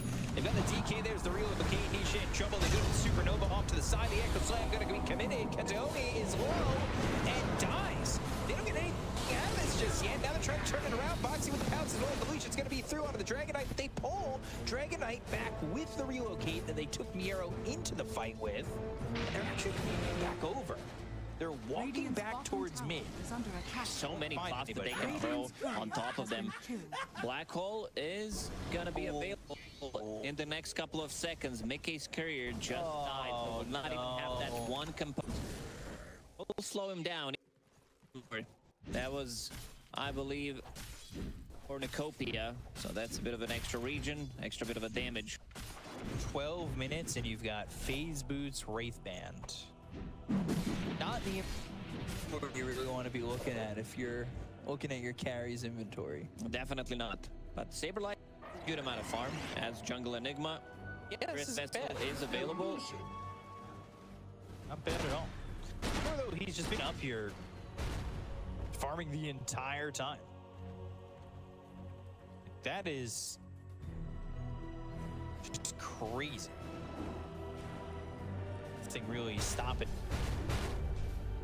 Pure at the moment. Liquid needs to find a way. He should to come back into the game, get that Blagger online. And same goes for Troll. Unleash, and the homie missile coming through. Boxy, good job here of surviving for the moment. Goes back into the call down and pounces onto the low ground, but it won't matter. That blood grenade unnecessary. It was thrown on the grave of Boxy. That Harpoon, yep, diadem out. Harpoon's gonna make it hard for these heroes to run away. Just a recipe away, yeah. Another tower for Bet Boom Radiant's team. top tower With is under Sidekick, attack. they have no damage problems, Dire's and they're middle building tower into is under Dragonlance. attack. All of them. They want to keep the distance away. They want to be able to attack Enigma's Eidolons, kill the Egg. It's good against the Troll as well. They can turn that into great against Slark, so the kiting potential is going to be there. Nisha, he has a Blink Dagger Echo available, but needs a creep wave, needs them to clump up together, otherwise he's not going to use it. Yeah, Miero's gonna walk over, and he is a force to be felt. Now, though, they go after Miero. And thinking about this Blink Echo, worrying about bumping up his Bet Boom team, but they don't really attack this too heavily. Then we have this Cornucopia coming through for Troll and being delivered. At the same time, I believe that this is finished here for Pure. It's only him and Parker who are building differently on Gyro from what I've seen. Not going for that first item. Oh my god. Dire are scanning. The power of Gyrocopter, he has Chop Shop, can disassemble any item, so he disassembles his Dire's Falcon top Blade. tower is under There's a attack. Radiant are component. scanning. Into Crystallis, Team Liquid, they are looking for some. Scan actually connected on the hero that wasn't coming over. They end up losing this Marcy, but they're committing to the relocate. The arrow's going to come through. Nisha's going to be the one who's spotted. Icarus dive, called down. Supernova. They're going to play one. The headshot going for the egg. Well, Nisha, Black Hole, let's think of the gun of Nisha as well as Insania. The Black Hole's not going to do anything because they'll relocate out of it. Saberlight now needs to run. But this is a tough one to get away from. Pure, we're going to continue on forward with the help of PK. Will have a blink as well as a Dragon Tail in just a second. They've got the lockdown, the Rocket Barrage, and a third dead. As now Mickey comes into the fight, he's got Boxy off to the side. They're hitting over to try and help out here as Pure being right-clicked all the way down, but Miera shows up. They'll go after GPK, the harpoon. They'll start hitting away at Mickey. The rebound on the Moxie. Look at all that now, healing. Mickey's in trouble. He'll end up falling. Boxy will TP out. That will be 4 dead for Liquid. They do get Pure. That black hole didn't come in time. They need to, like, considering how behind they are, they need to use that supernova with the black hole to try like 2-3 of them once they go in and try to kill that egg. And they're not going to be having problems killing the egg again with Marcy, with Gyrocopter. Abaddon, he has Hurricane Pike, aka Harpoon, so he can double hit that easily. Harpoon and Yasha next. Top of the net worth higher than anybody on Liquid by such a margin. Kind of crazy. Level 10, 16 minutes into the game. Naomi only level 7 for now. Decent bottom of the net worth. Boxy as a support. That's why the hero is popular. Same goes for Zeus from position 4 and 5, where you can easily remove some of the vision from the enemy team. Not wanting to be followed, but I will say Fissure would like to follow an exclamation point F into the chat. You can follow us on all, just get behind the scenes action for everything that's going to be done on the playground. And you can join us on Twitter, Instagram, YouTube, and Twitch. EPK continuing to farm here over mid. Solar Crest picked up for the Phoenix. They're looking to set up. Katomi's in the trees, but do you want to go after Miero? Going Sanjin Yasha. Practically feels unkillable now. He's 5-1 and 5. Has the Harpoon. And GPK finds Boxy. They're going to unleash. They've got Boxy trouble. He'll try to pounce from GPK in front of Boxy, making sure that he leashes and doesn't get over the edge. They've got the Harpoon. They'll get the kill. They'll take out this Sark. And GPK's got to make a kill streak. GPK so far in game 1 and game 2 combined did not die, and we can see that different itemization that I did talk about. Gyrocopter even picking up specialist array, so even more AoE damage coming up from his attacks, plus also going for the Hurricane Pike. So we'll be able to push Troll away for the kiting purposes, and now going for the Aghanim Scepter. Not sure if he wants to commit to the Ags. There's also a good chance that he gets S and Y instead, because you are playing against the Earthshaker. Fissure, Nisha thinking about something. But now the Vanguard for the Enigma picked up. Regen Rune going to be picked up by Katomi.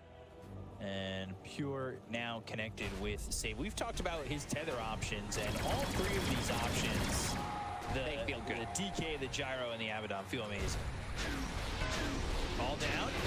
Omi missile relocating. First dive coming from the back. They're going to ult as they've got the middle post down. They'll go to the black hole. It's going to be up here. They'll work for the damage. They go and have the supernova pop. They get the cone up here. Now they'll look to the rest. Nisha, though, attacking. This is a problem for the Abaddon. It needs a little bit help, but eventually they get the kill on Anisha. The arrow GPK here. They're unleashed onto Insania as Mickey's going to pop that ult, go after this Marcy, get that kill on Katomi. They'll take it Insania as a trade, but Mickey, how far forward do you want to be dragged in? The borrowed time is finally popped. Mickey's in trouble. They'll focus their attention onto the Troll Warlord. He's got the tether. They don't want to get Steve caught. The blink of the dragon tail. They get the gun to Mickey. Now they look over at Saberlight. The chase is on for the Enigma, and Saberlight run down, brief fire, one more right click from GPK, and 4 heroes are dead on Liquid. Such a long team fight because they have so much control. They have so much as well. Slark coming in with his ulti. He has Sanj going for SNY on a position 4. He's basically an offlaner right now. And then you also have Troll popping the ulti, but the healing, the stain from Betboom team is a bit too much. GPK was not in the fight immediately, but once he showed up, that fight was almost immediately over. That was with everything. That was with Black Hole, Supernova, Echo Slams on cooldown. Like, everything's really been used, and they didn't really get much out of that. Radiant's top tower is under attack. Pure does buy the point booster. It's been all pure chaos for this Gyrocopter. Radiant's top tower. They'll take this enemy Tormentor, get themselves a shard on Steve. exactly what happened in the last game too. They did not. I mean, the IO shard, Radiant whatever, are but scanning. you get it. Natome would definitely love to get a shard of his own. It's a really good shard on Marcy. Not on the support as much, but I'm seeing that he also wants to scale. He has BKB queued up, so eventually you can also just rebound off the enemies, which make it so much easier to use in the middle of a fight. SNY about to be completed on Miero, so he's gonna be extremely tanky, and also they want to steal enemy What is that? XP rune. Radiant's middle tower is under attack. Oxy just hiding in the trees. He's trying to get stunned, Yasha. Ooh, they found Boxy. And they're just standing in front of him. They're making sure that they can get around him so he can't pounce. It forces him to try and TP out, but he does pounce. Actually pulled back with the harpoon. And Miero now dominating. Insania forced to steal this wisdom rune. He's getting something out of it. And also to defend this tier 1 tower bottom. They're going to go to their wisdom rune area and find that that is gone. Make the stack afterwards and probably try to get the Roshan kill on the Radiant side, steal it away, because Team Liquid, they could also go for Roche if they win a team fight with Trolls, so maybe they're not going to immediately go because they want to respect Phoenix and Black Hole combination. It is super strong, but yeah, they definitely have enough sustain. They have enough damage to take it. Big items coming out for Team Liquid. SNY completed on Mickey and Aghanim Scepter on Nisha. Saberlight also opting to go for a very interesting item choice. Getting Crimson Guard, wants to tank up as much as possible. He's playing against all the cores. Echo start. But now kind of pushed away into the black hole onto 2 with the Supernova. That's going to be 2 dead if nobody comes over, and nobody will. Stuart Katomi with that big team fight pop there of the Echo with the black hole and the Supernova. Let's see what Liquid can get out of this, because they just used 2 big ultis, and I did mention Roshan, BB team, Bedroom team, they do have an ability now. They have open Roche if they want to go on Radiant side as soon as they respawn. Dire's top tower is under attack. Boxy trying to finish off this Sanjin Yasha. Has fallen. Saberlight wants the Blink Dagger. He went into the Crimson Guard with that Spirit Vessel. There are big moments like that for Liquid where it feels like when you've got everything of the team fight, you can get it done. But when you don't have these ultis, it doesn't feel nearly as powerful from them. Definitely not. Naomi is in the top lane. He found Denisha and Chan Totem on cooldown. Yeah, he is in trouble. Good spot to jump to. I'm sure it's going to be enough. This homing missile is following him, so even if he wants the TP, he really can. Great voice line. Really great voice line. Unlock for Nisha. Miero. He's going into an Orchid next. Wow. He sees that Enigma has no BKB, is not going for it, and there's that Roshan that I did mention, because there is no black hole available for another minute plus, and no supernova for 15 seconds, so they will use this opportunity to get that Roche. And even Io is extremely tanky. Hold the locket, Mac going into Glimmer Cape. But this one's going to be given to Pure. It's a very good scaling lineup, even though their team fight is not as powerful as Liquid's. Might be time to take out this tier 2 tower in the bottom lane. There's still tier 2 tower in the mid lane. EPK shows over mid, but the rest of the team bottom. Nisha forced to enchant Totem away. Your lands, but again, you're working on Pure, who does have himself an Aegis. Hero needs to be careful. All down, committed, rebound, not finding anything. They'll start to focus their attention on the tier 2 tower.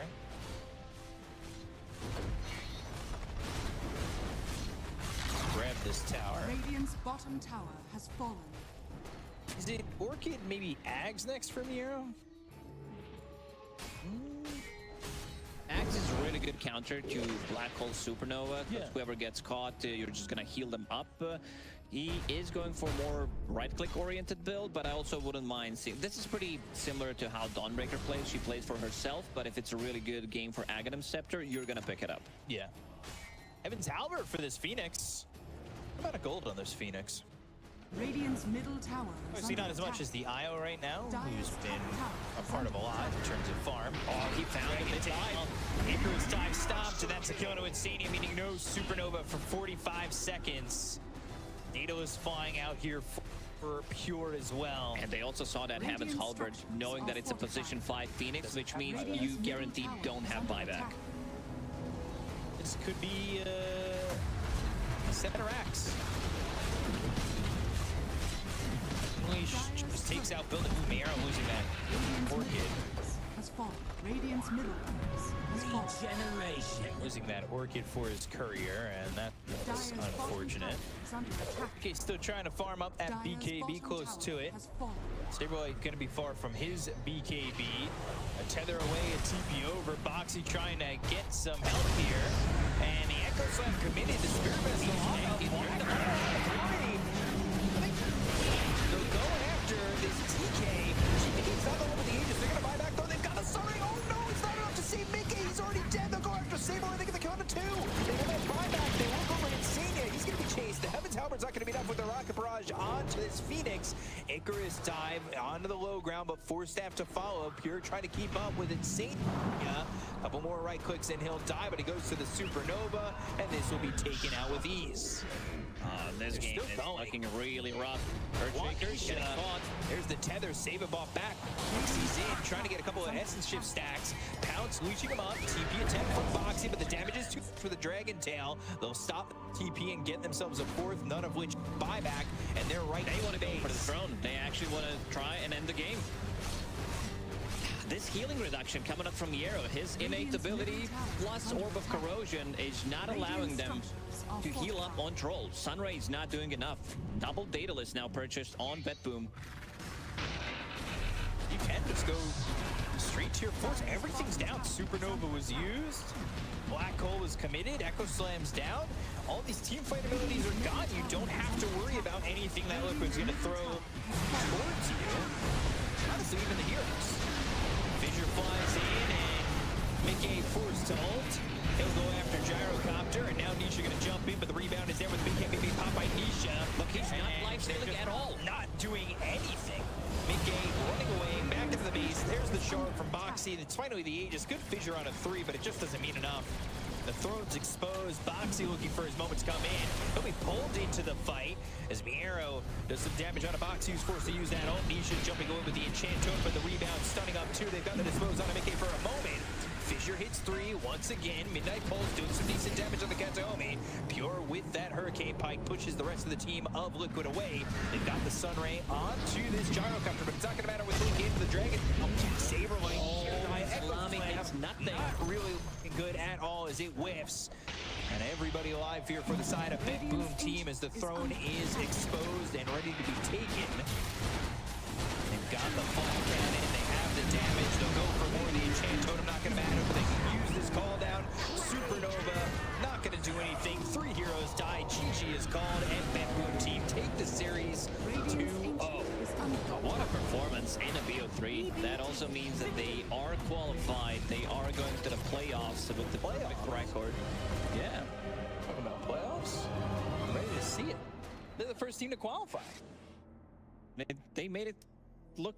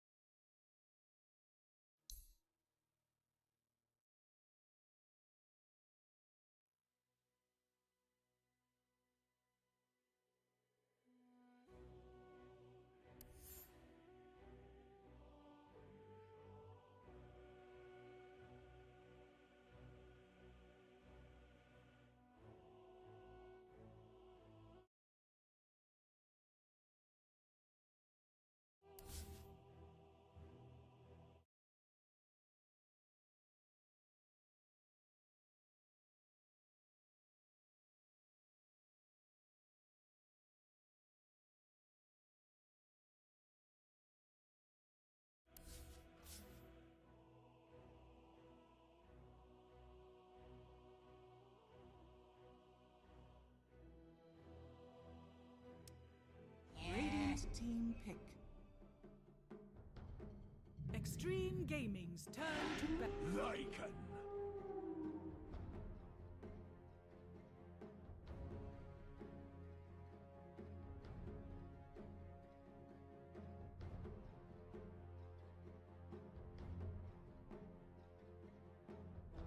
10 seconds remaining. 5 seconds remaining. Extreme Gaming's turn to ban.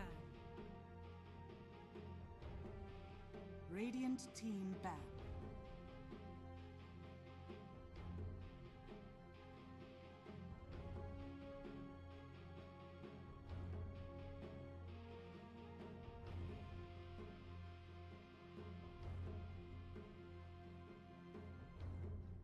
Seconds remaining. 5 seconds remaining.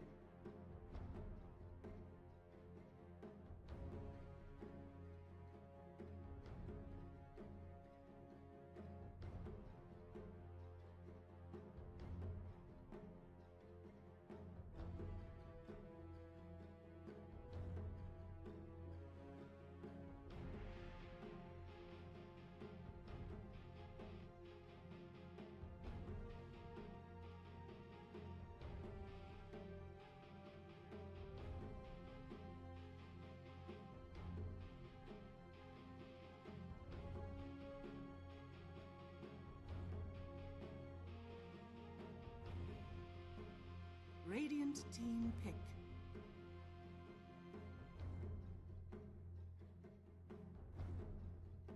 Extreme Gaming's turn to pick.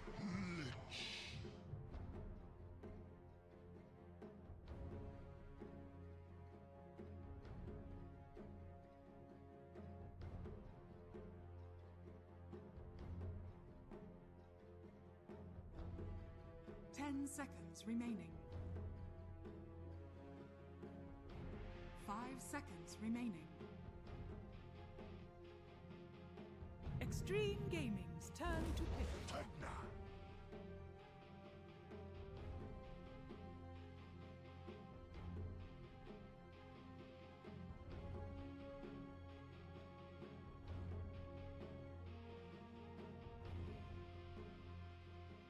10 seconds remaining. 5 seconds remaining.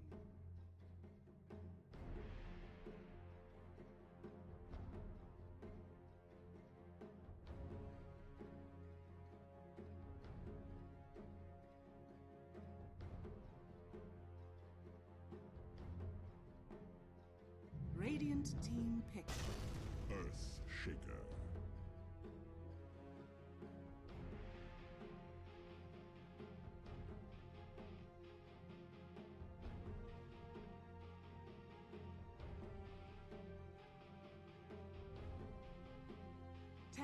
Radiant team pick. Extreme Game. Night Stalker. Grimstroke.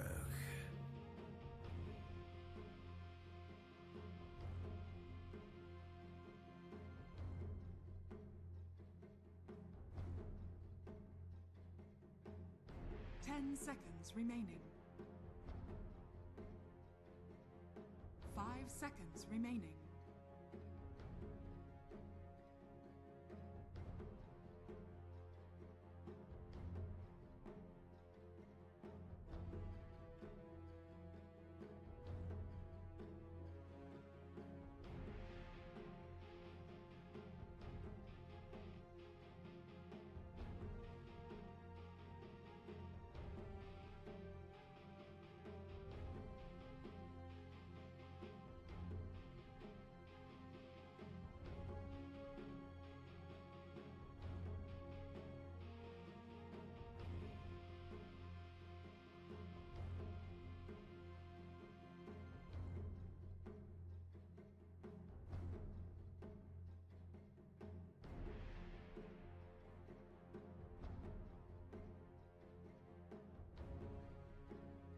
Extreme Gaming's turn to ban. Face the light!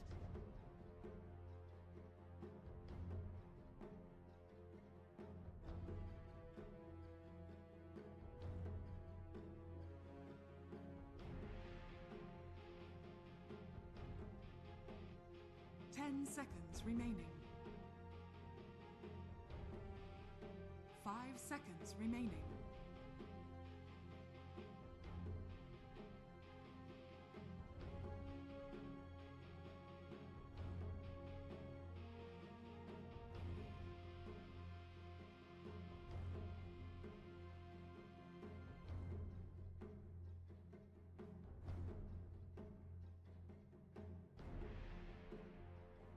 Radiant team ban.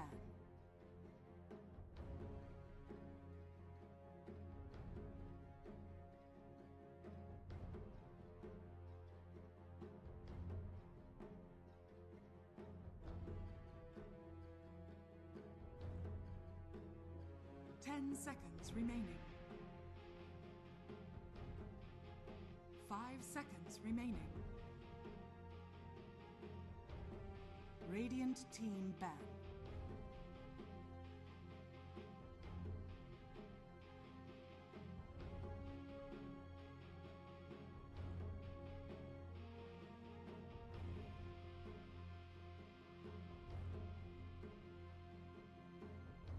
Extreme Gaming's turn to ban.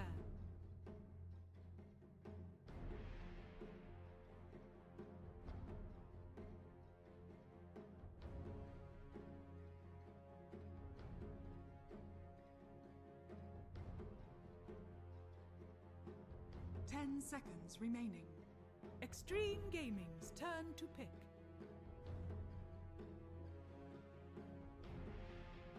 Radiant team picked. Storm Spirit!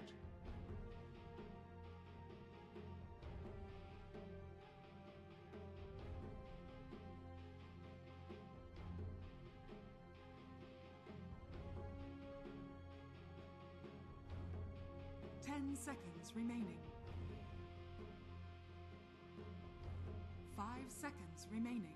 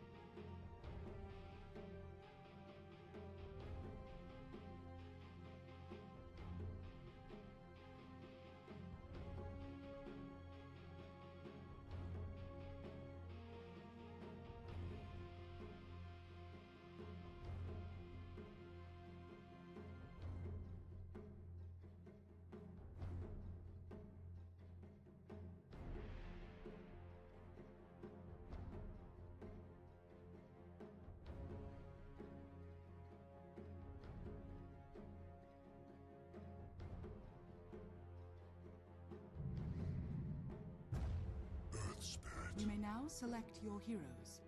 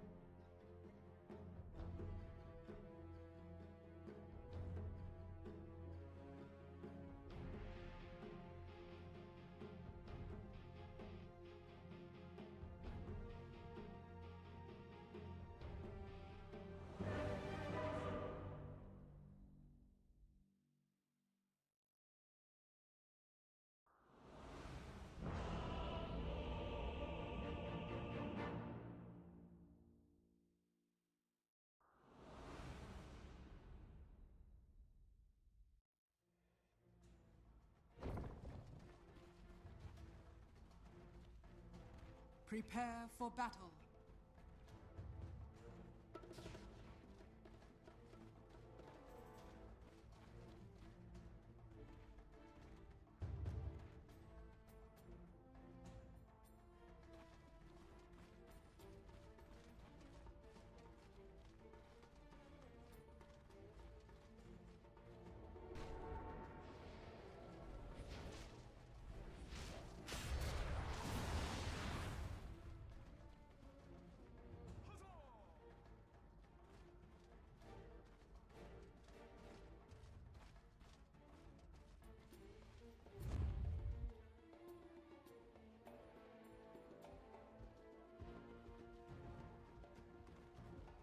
Thirty seconds to battle.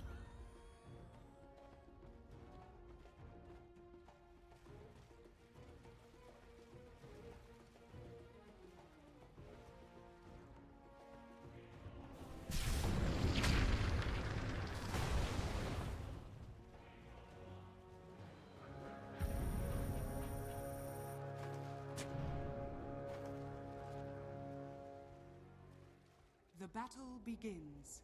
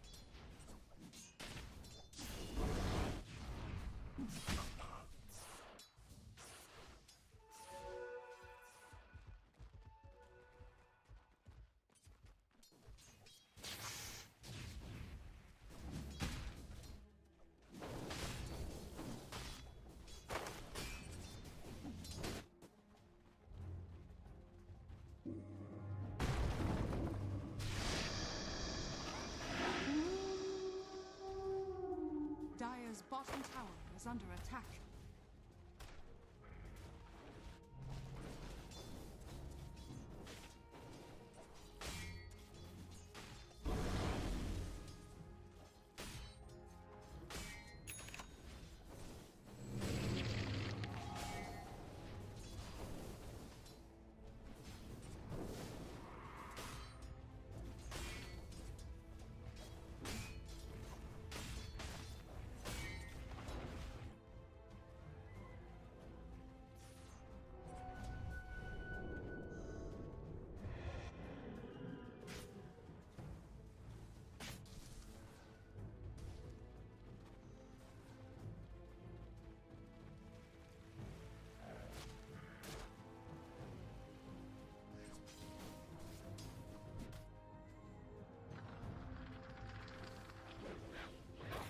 Radiant's middle tower is under attack.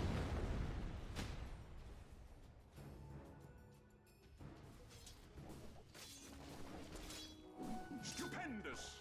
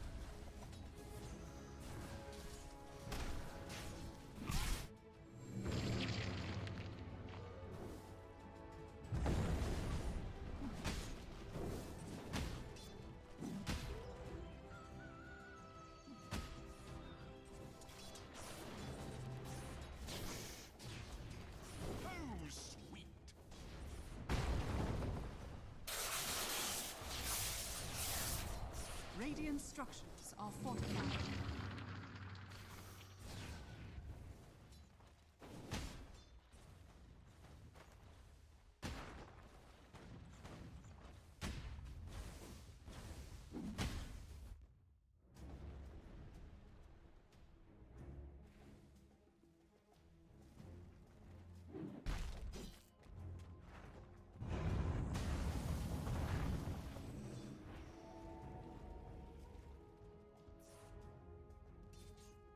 Kindred bounty.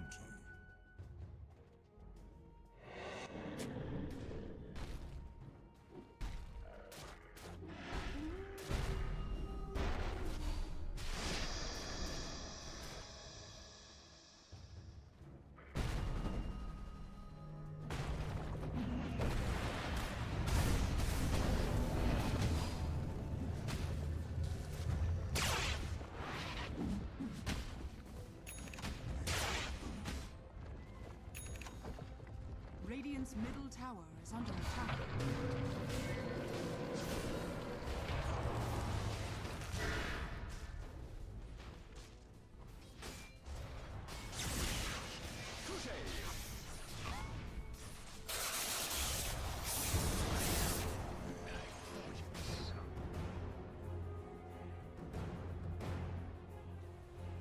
Radiant's top tower is under attack.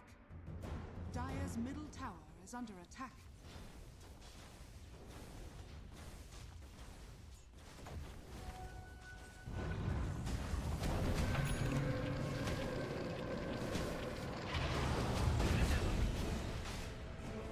I return you to greatness.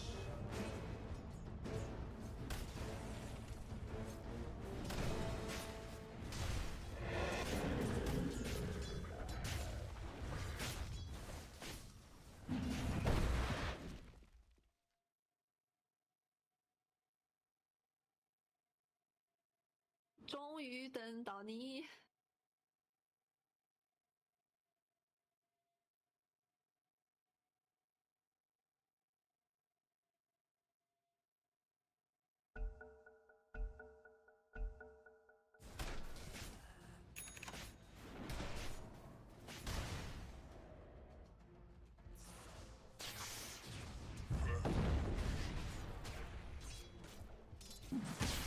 Dire's top tower is under attack.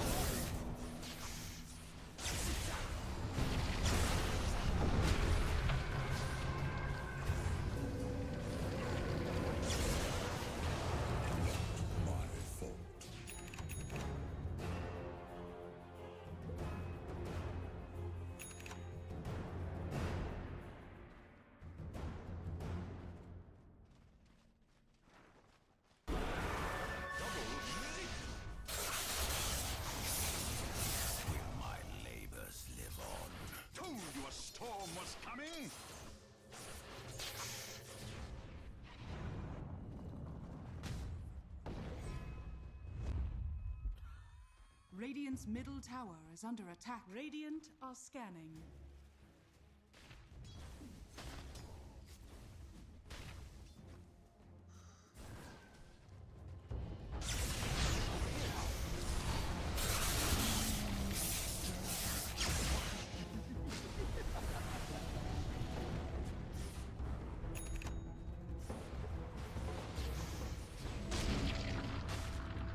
Dire's middle tower is under attack.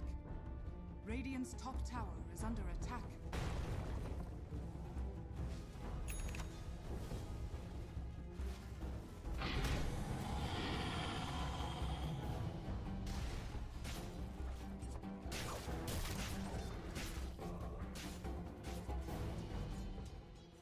Radiant's middle tower is under attack.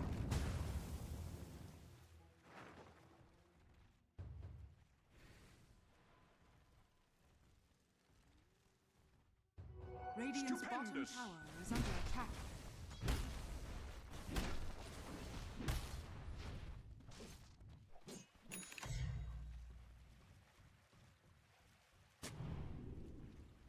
Dire's middle tower is under attack. Radiant's bottom tower is under attack. Is for the dead.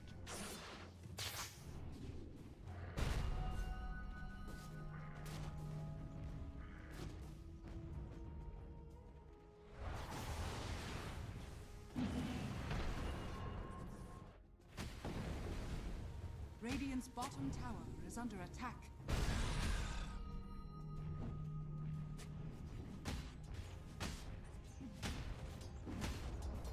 Radiant's bottom tower has fallen. Dire's middle tower is under attack.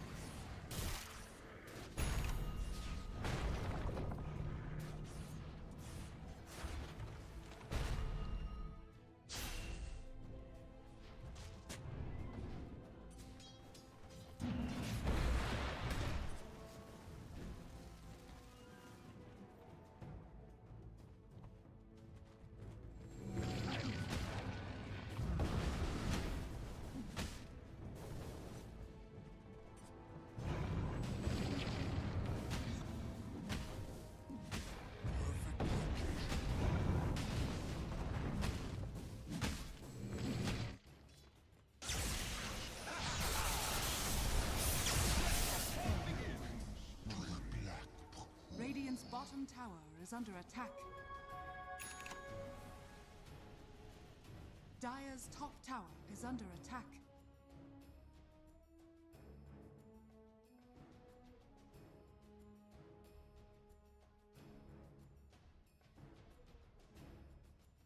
Of all the ways to die.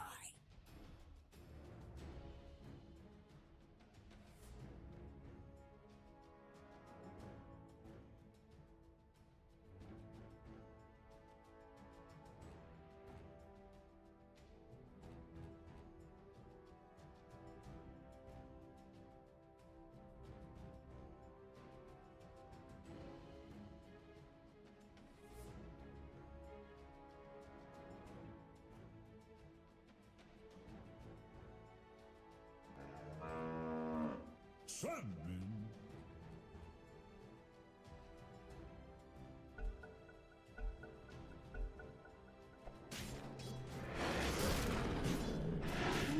Radiant's middle tower is under attack.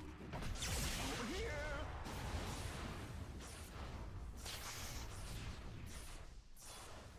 Radiant's bottom tower is under attack. Dire's top tower is under attack. Dire's top tower has fallen. Radiant's middle tower is under attack.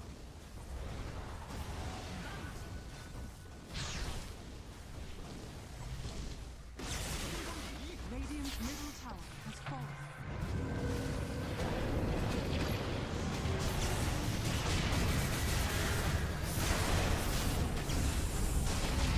Radiant's bottom tower is under attack.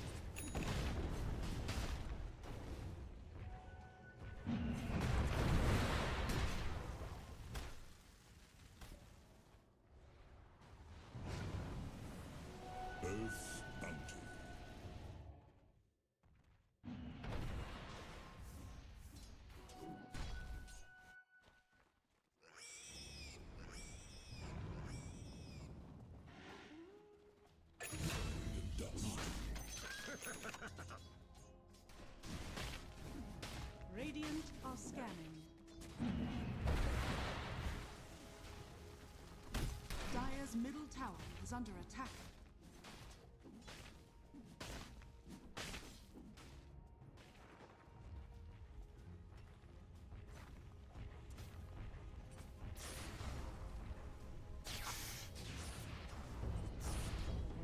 Whoa, what'd I miss?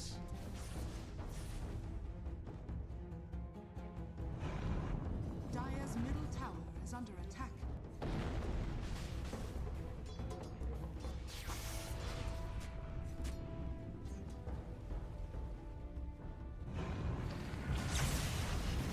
Here I am. Dire's middle tower is under attack. Radiant's bottom tower is under attack. Dire's middle tower has fallen.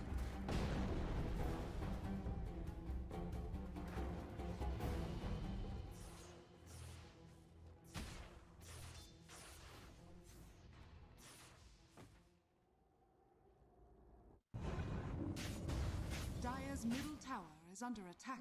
Dire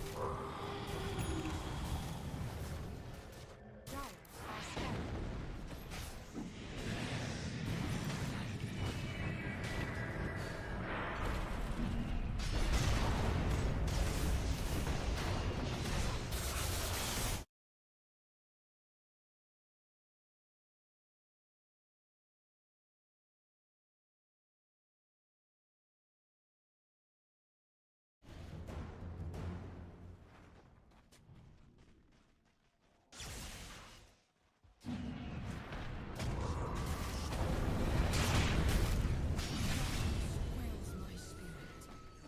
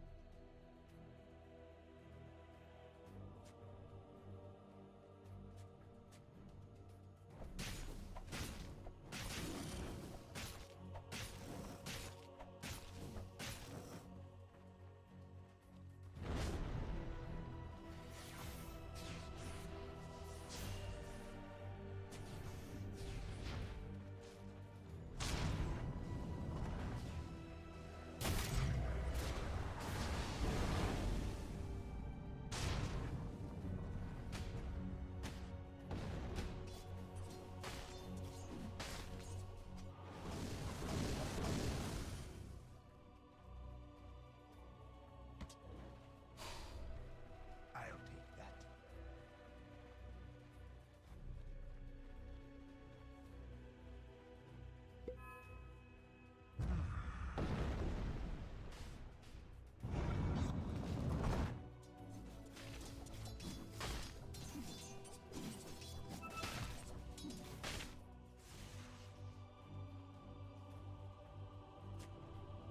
Eyes lie, but the spirit is true.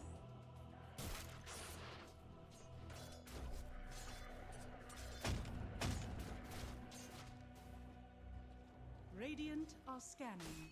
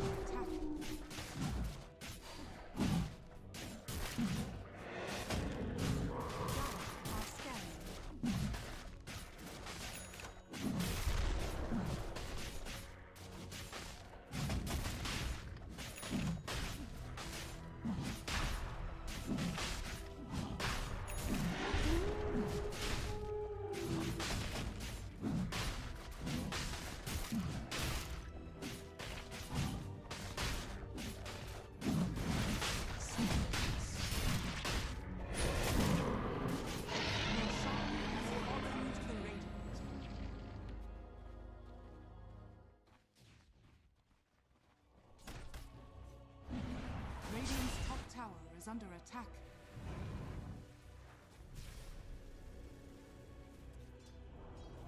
Radiant's top tower has fallen.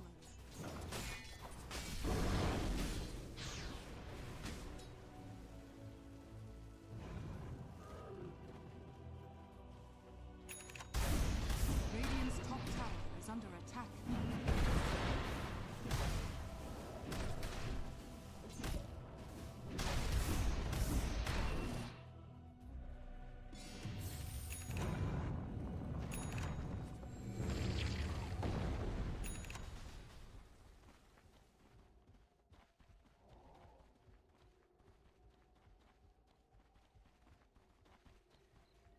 Dire's bottom tower is under attack. Radiant's top tower is under attack.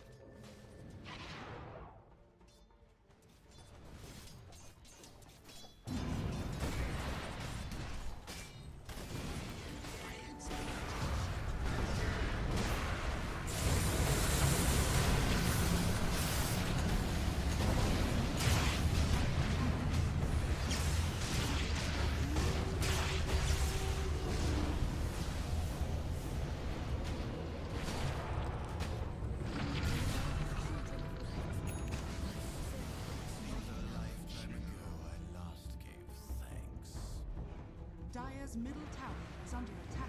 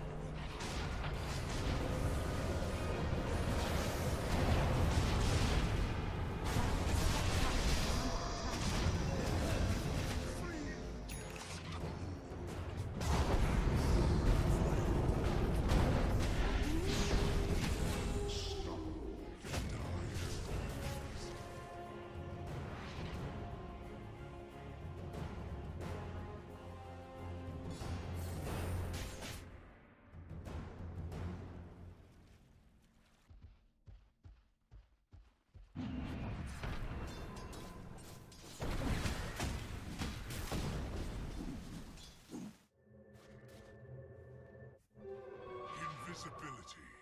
I'll take that.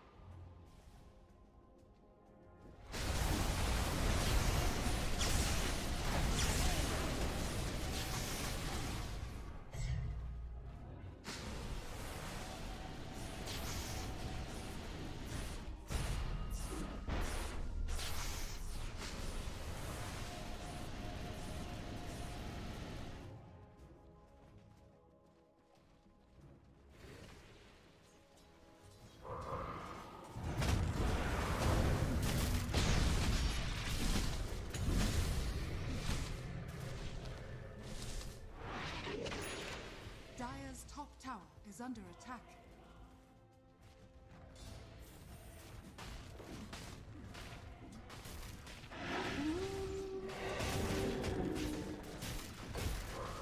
Dire's structures are fortified. Dire's top tower is under attack. Radiant's bottom tower is under attack. Dire's top tower has fallen.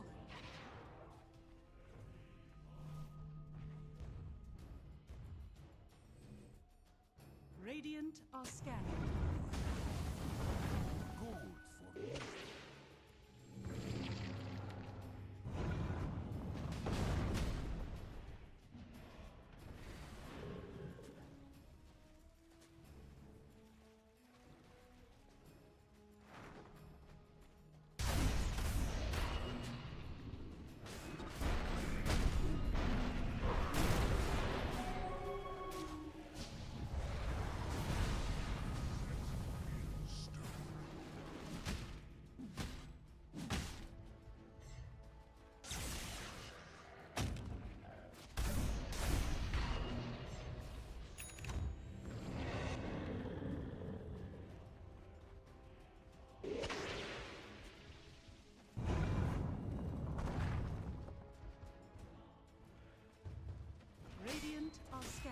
Dire are scanning.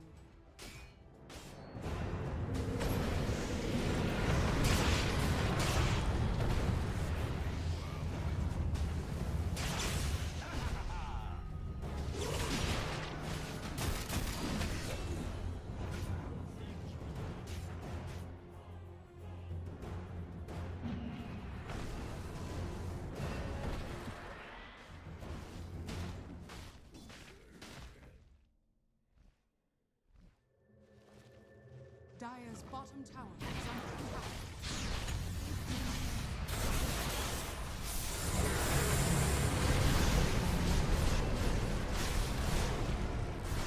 Dire's bottom tower is falling. Dire's bottom tower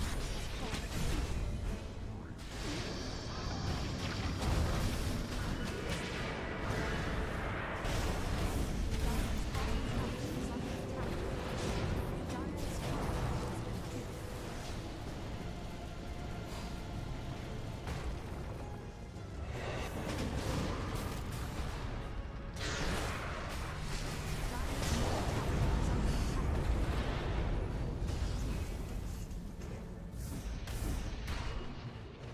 Dire's tower has been killed.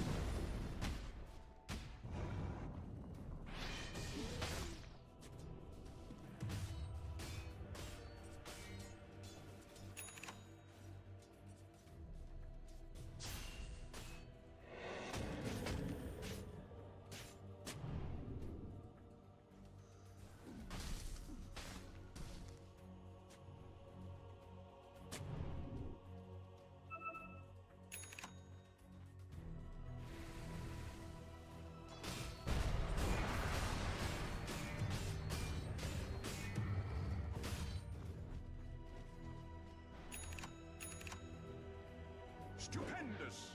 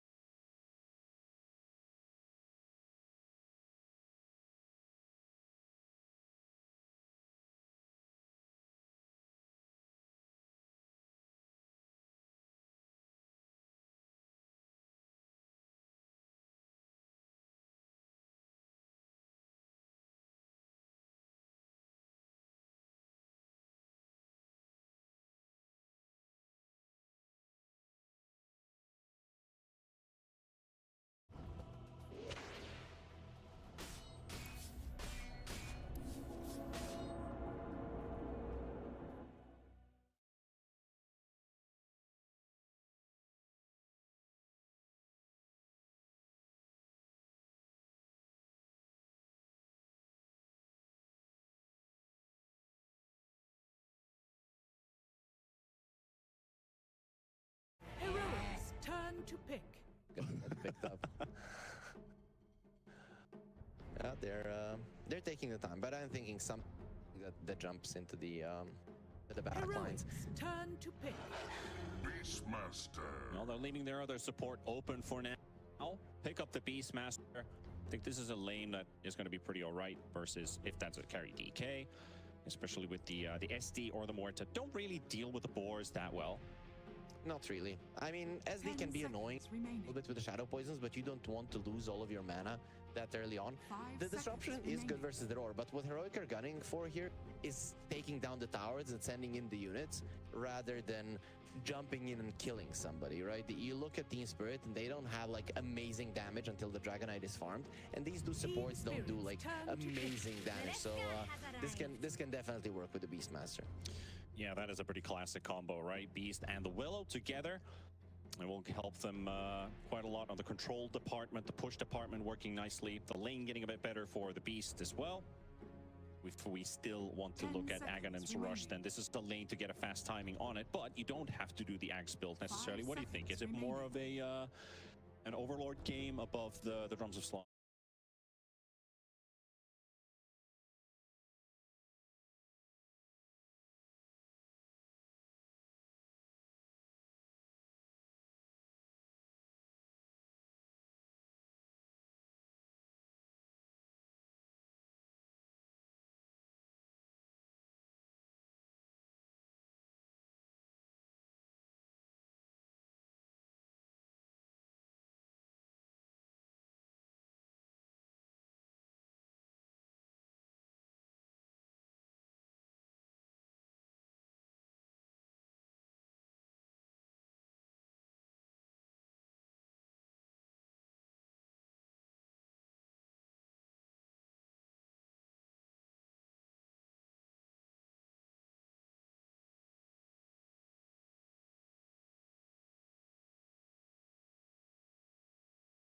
No, that Spirit entered and they won. I think there were a couple of seasons that they won a couple of them as well, where every single time, if it was open, they would pick the Mars for collapse and he would destroy everybody, right? So whenever I see it on him, I get a tingling sensation in my stomach, because that is when I first saw collapse. I was like, okay, this guy is very, very good. And then, I mean, on TI, everybody shined. Oh, absolutely. Yeah, this team has definitely been known from what they've been able to establish on the TI stage. But yeah, a very solid lineup for now. The PA also gets removed by Heroic, so maybe that burst you were kind of talking about, they really have that much. It's more of a sustainy build up here from TSpirit. And that also would indicate that's a mid DK we're looking at, and of course Toro, aka Radon's hero, still missing from the Spirit lineup. You want to pick another flex potentially with the DK to have a 1-2 flex that they can swap around, because it is a 23rd pick. Yeah, I mean, you could go for a tiny, but you never know. Maybe TSpirit don't want to play the same hero again. That could be a thing, but I wouldn't be surprised if Heroic just bans it out. They don't have no reserve time left. They have to decide. There's the tiny ban, so no luck for Yarrow or Larl, or would have picked it up. So what do you want as TSpirit? So this usually now with this ban, you are going to be protecting your last pick. It's kind of hard to say, right? Because they could send the Dragon Knight to the mid lane, or they could send him to the safe lane. We've seen TSpirit play both across the years. I mean, they've been playing together for so long. But I maybe would like a little bit more magical damage burst, right? And then a Dragon Knight as a carry would make a bit more sense. Good work. Maybe a mixed damage carry if they play DK in mid. Take Gyrocopter, I think, is still in the pool. And I was keeping my eye open for that Bloodseeker for a moment, but I don't think you are feeling super comfortable versus a Monkey King as a Bloodseeker in this particular game. And I just wanted to look up while that Tiny was getting banned that he has been picked 8 times and he's 8-0. My God. So you do not want to let this Tiny go through no matter what. I feel like that's going to be like the #1 public enemy of this tournament, because it has been dominating so far. But Shaker removed by Spirit. Heroics, okay. Turn to so do they want to puck? No, they want to lean. The Lina, there's the Pub Slayer. There's the magic damage that we were talking about. Okay, so you don't have amazing jump on the side of Heroic, and also you have a Shadow Demon to protect this Lina from when the roar comes out. I really like this Lina. I think it's quite smart, and with this, if you send the Monkey King to the mid lane, he's not crushing the Lina. If you send him versus a Mars is the best melee hero to your Ursa's, Monkey Kings, and Slars, because he can push them away. Teams have set themselves up for success in the lanes at least. Time running out on the pick, so it's going to be the Spectre coming out in the last phase. So it indeed will be the Monkey King versus the Lina in our mid matchup. The thing about this Lina as well is you don't need a lot of items to make this hero work and burst 4,000 damage. It's like you need 3 items, you're good to go. Yeah, pretty much. And also with the bots, you can react anywhere. So I'm really liking what Spirit have, right? I'm looking at their lineup, and they've got everything. Got late game. They're lacking push on their side, but the thing is, you can prevent the enemy push with the arena. So I'm quite impressed with what they came up with. Yeah, you're kind of at the point where if we have pushing issues, if we just kill them, there's nobody to defend the towers, and that's going to make things a lot easier for us.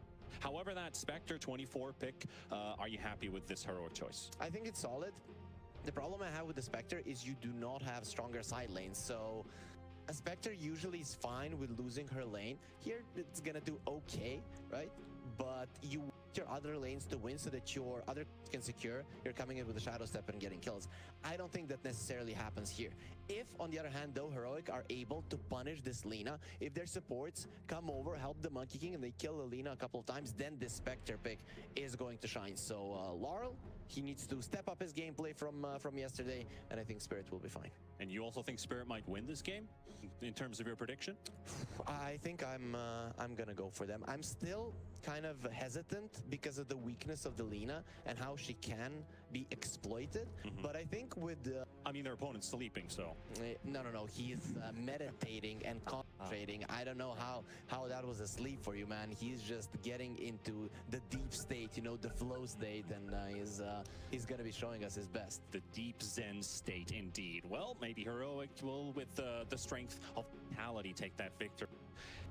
You say Spirit, I'm going to say Heroic. I'm with you guys. I believe with this SA team, the strength and the capability they've shown, Heroic's got this one. Yeah, I think you're onto something.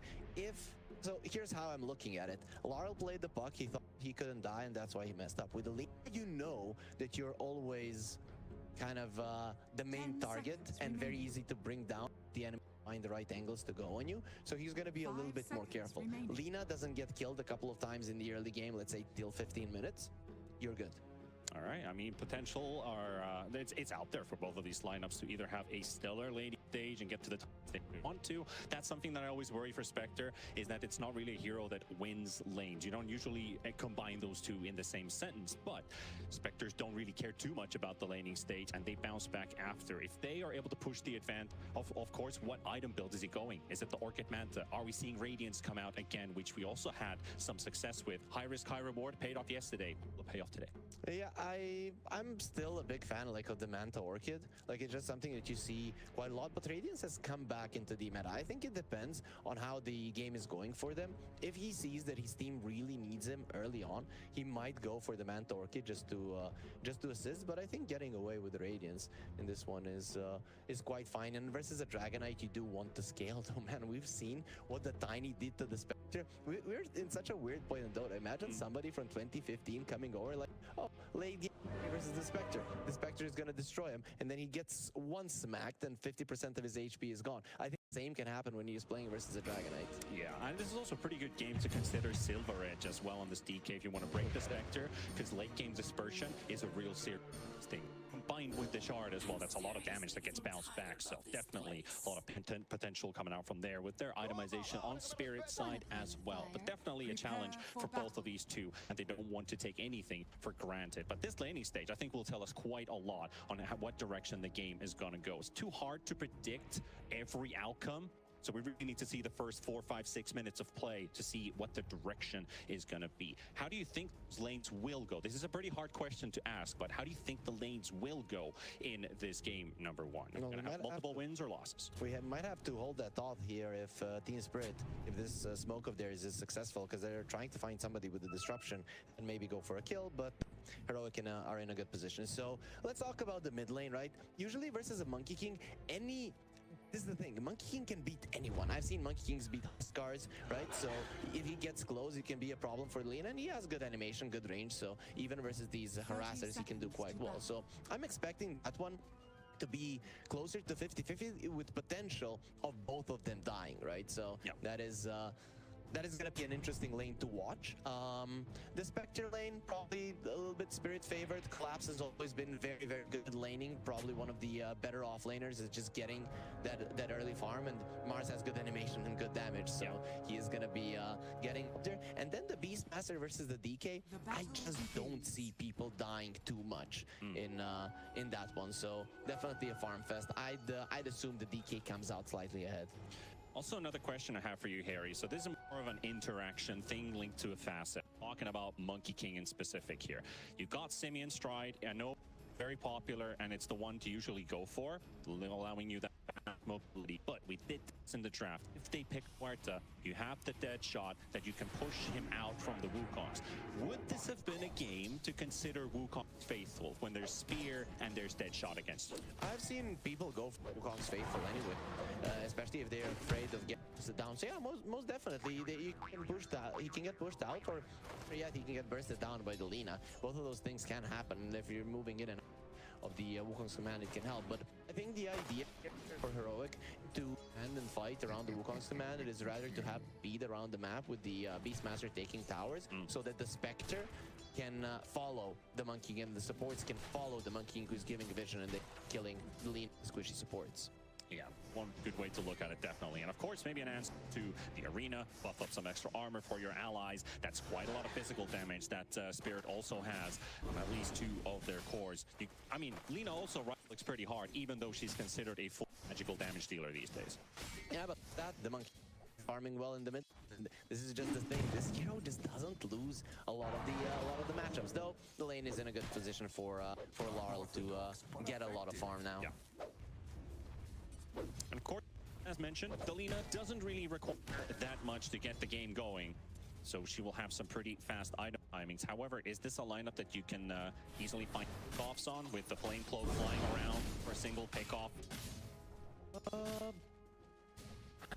You're going to get responded on pretty quickly by the Simian Stride, and then of course the Spectre Shadow Step. So if they spot you for a moment, you're going to get instantly jumped on as well. You don't want too many solo moments from Larl unless he's having a really good game, and then with a Shadow Blade or something.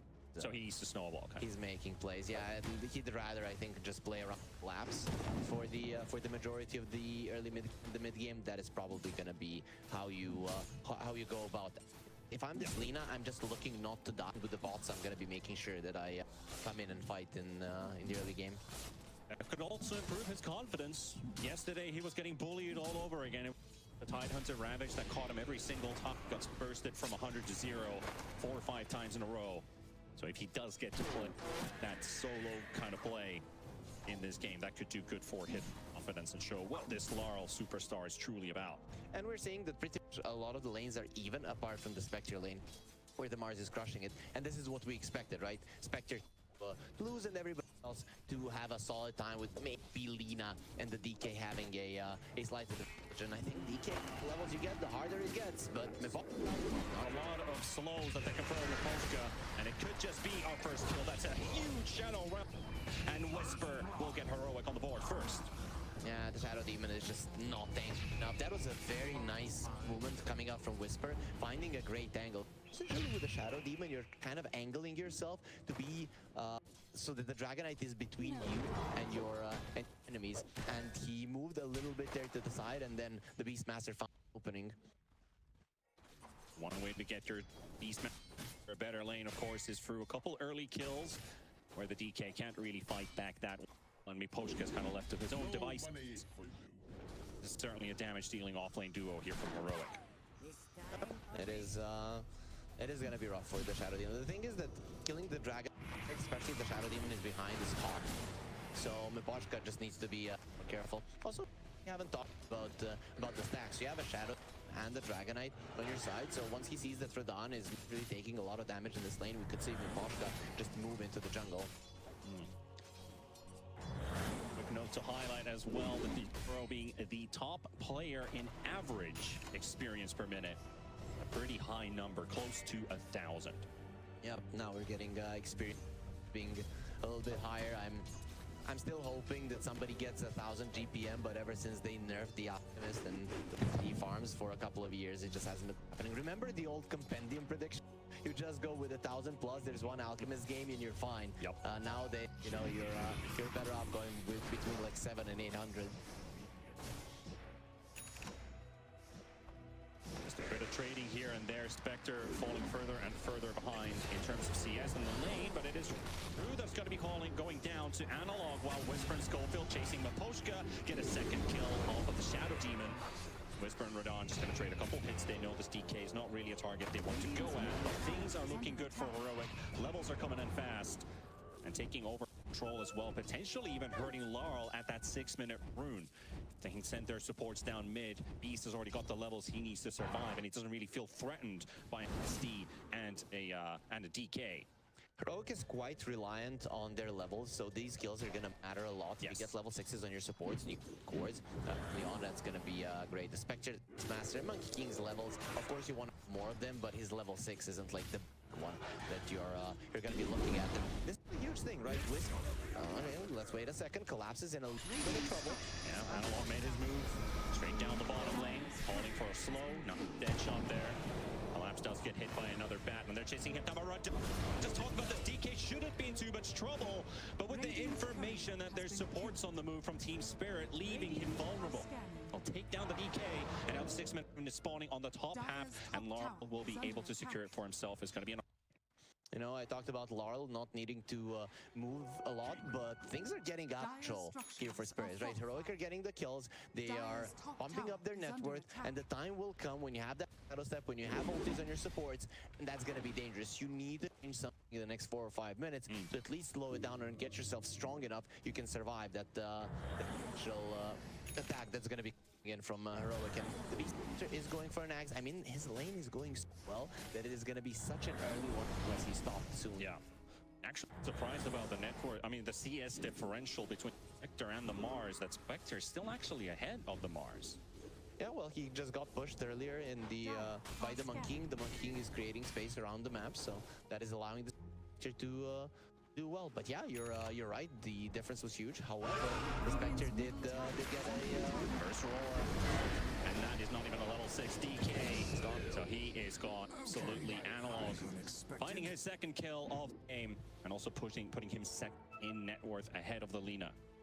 Those bots on the Lina, they have to come out. He's 850 gold away from them, and his team needs him. It is opt, and the Lina just walking between lanes when you don't have Fiery Soul stacks, it just doesn't feel good. Miposhka's gonna get the Wisdom Steal. That's huge. He's gonna be here first. And as you mentioned, those level 6 is really important for Heroic. Miposhka slows that down a little bit. Dire's top tower Up. So is both under runes attack. going for them. You can see the XP difference there with 1120. This is a big deal for sure, right? Lich and the Dark Willow don't get their level 6s soon. You do not continue with murdering the opponents this much. Yes, the Monkey is dangerous, but the side of things are going to be a little bit more careful because the tower has fallen. The way that the map works right now is that even if you let a couple of towers go, just so many camps, you're not really going to be behind too much. Some really good moves from Analog, and now we're just waiting for Laurel's movements. As you mentioned, the boots will have to come first, and then just have to get the Mars Arena is probably the one that they want to play around with.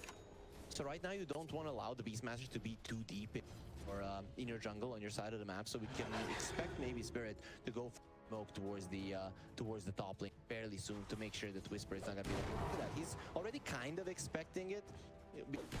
He doesn't want to stay too deep there because a move can come. On the other hand, Spirit is just pushing him that part of the map sometimes is good. Still ulti leveled up on Collapse. He's holding on to the value point whenever it is needed. Otherwise can just continue maxing out his farming abilities. If no fight ever happens, then it's just a wasted point in your ult. He didn't manage to be strong enough for his team to fight for the top tower. Usually a Mars wants to TP in with the arena and to stop it. The thing is, his team kind of got smacked at the end of the laning stage that he'd feel comfortable going for it. And that's because he's saving that skill point. He doesn't really feel like they can fight. Yeah. Well, as we see our items coming up as well, we do have some information about those tickets, ladies and gents. So the Fissure Playground 1 DOTA tournament here in Belgrade, Serbia. And this nice venue at Sava Center. Want to make your way here, type exclamation mark ticket into chat. You'll get all the information that you need and get you to be here only next weekend one for that big component needed for the Beastmaster. Rather 900 gold. And with this stack, he's going to be getting very close to it. It's going to be like 600 gold more that he's going to need, maybe 500. So excellent laning stage for Master. Look at his net worth, 5.5k. He really did destroy this Dragonite. And it's not about the Dragonite, it's how they exploit the Shadow Demon that allowed him to get this far ahead in the lane. Then the Shadow Demon went attacking and it opened up to slow down the... I think they also caught a glimpse of Laurel going in as that Invis rune did pop a moment ago. He broke it anyways. He's just bottling up. Yeah. Of course, now sending his sights towards the Aghanims for the Flame Cloak. I don't know if TSpirit can get away with just fucking, right? They're gonna have to find a way for Laurel to get a couple of kills. They're just allowing Heroic to get to their timings, and already stronger. They're gonna hit their timings first. They're just gonna storm everything. How are you gonna kill a Beastmaster with an axe? Very hard. That's what I'm gonna tell you. The first Shadow Step is used, and it's onto the on the mid lane. Mars is being in. Analog duck from the stun, but wild to finish him off, and he doesn't even die. King Jungles, however, the one to fall first with a spear. Arena, and followed up with a blade from the LSA stun. Laurel will take Yuma down. They don't have to make a move because Heroic are just gonna come forward. They tried to go. He even had a Healing Lotus and Fairy Fire left. It was never even close for that Muerto to die. Simply too tanky to take down. That took a while and didn't even die. First 2 kills for Spirit up there as well, and suddenly what looked like a 2k net worth lead instantly vaporized. It's still okay for Heroic because they're getting their timings, right? It's not the worst thing in the world. Now they're just gonna be understand just how tanky some of these supports will be. Oh, they know. Rita's down. Analog fighting it versus Collapse. A little bit more needed, but doesn't have a spell available. Going for the chase as well. Hoping to find a Primal Spring on the right spot. Collapse, spears, and walks away back into the fog of war. But you can't really run away from the Bedlam, and also good reaction there from Yuma to join in. There is a cast delay on Shadow Step, so it's not like it's instant. Him finding a... That's pretty much at 20 HP and still able to land. So it is going to be Radiance on the Spectre. Yeah, they're going a little bit greedier on the side of her. And I'm okay with it. I'm guessing what is Analog going for? It is going to be a Maelstrom. Okay, everybody is going for some farming item versus a Dragonite. Sometimes backfire, but overall Heroic, they have fours in this game. Looking at that item timing on the Axe, 12 minutes, 12 seconds for the Beastmaster. That is very fast. Usually the, I would say the average fast ones are like 13 to 14. 14 feels it's a bit late, but 13 is kind of like the point where you usually have it. Yep. Him having 7,000 net worth already on this beast.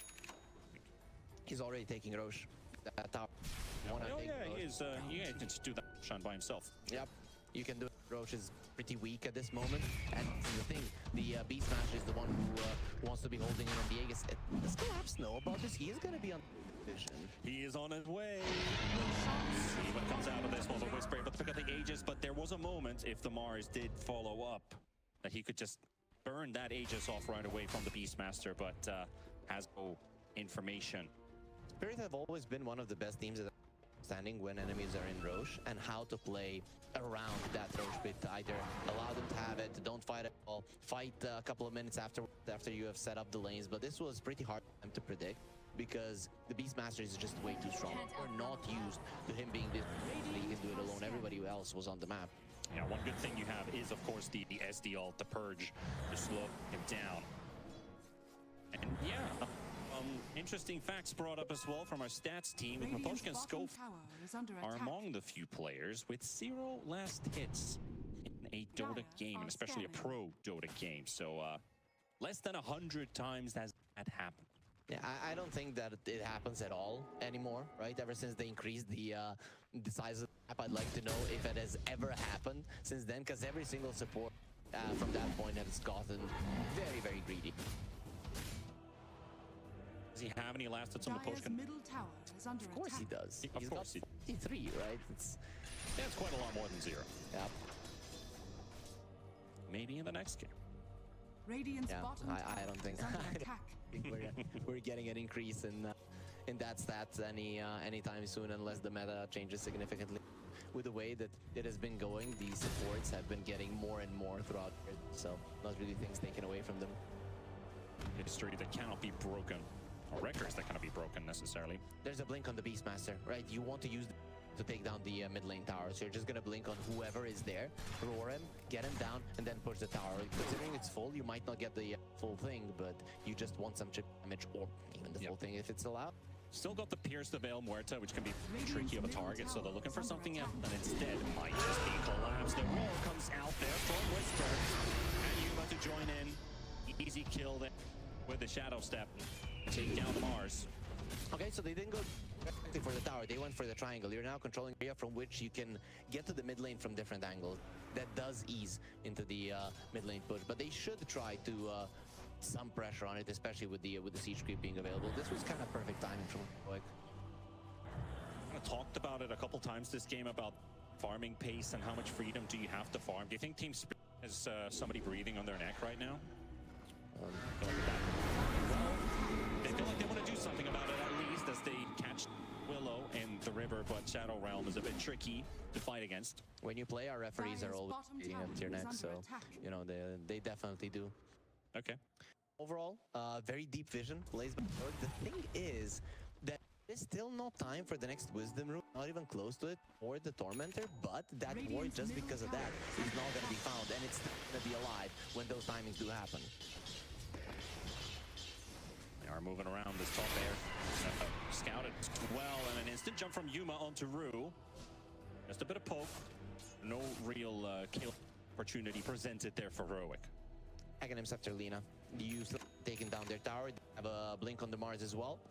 Heroic didn't utilize their timings all that well. They did place good vision, so maybe that is gonna allow them to do it. If they can collapse here.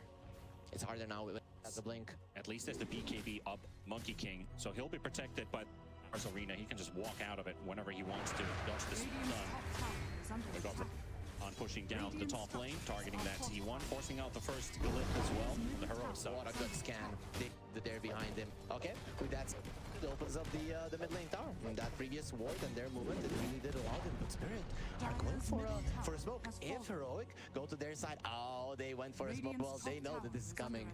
There's some rapid who gets caught where Rue running in the river, but narrowly running away from that Dark Willow. Doesn't pop either one smoke. Spirits are not together, so it's hard for them. Even to go for the Spectre, it's dangerous. Danger still not left this top lane completely. Are they waiting for him to buy?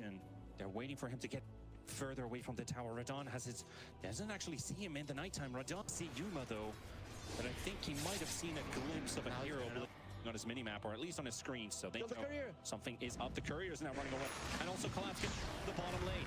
So with the Radiance now ready, the blink comes out quickly, but Collapse is going to get stunned. Do they get vision? They're not chasing the Mars anymore.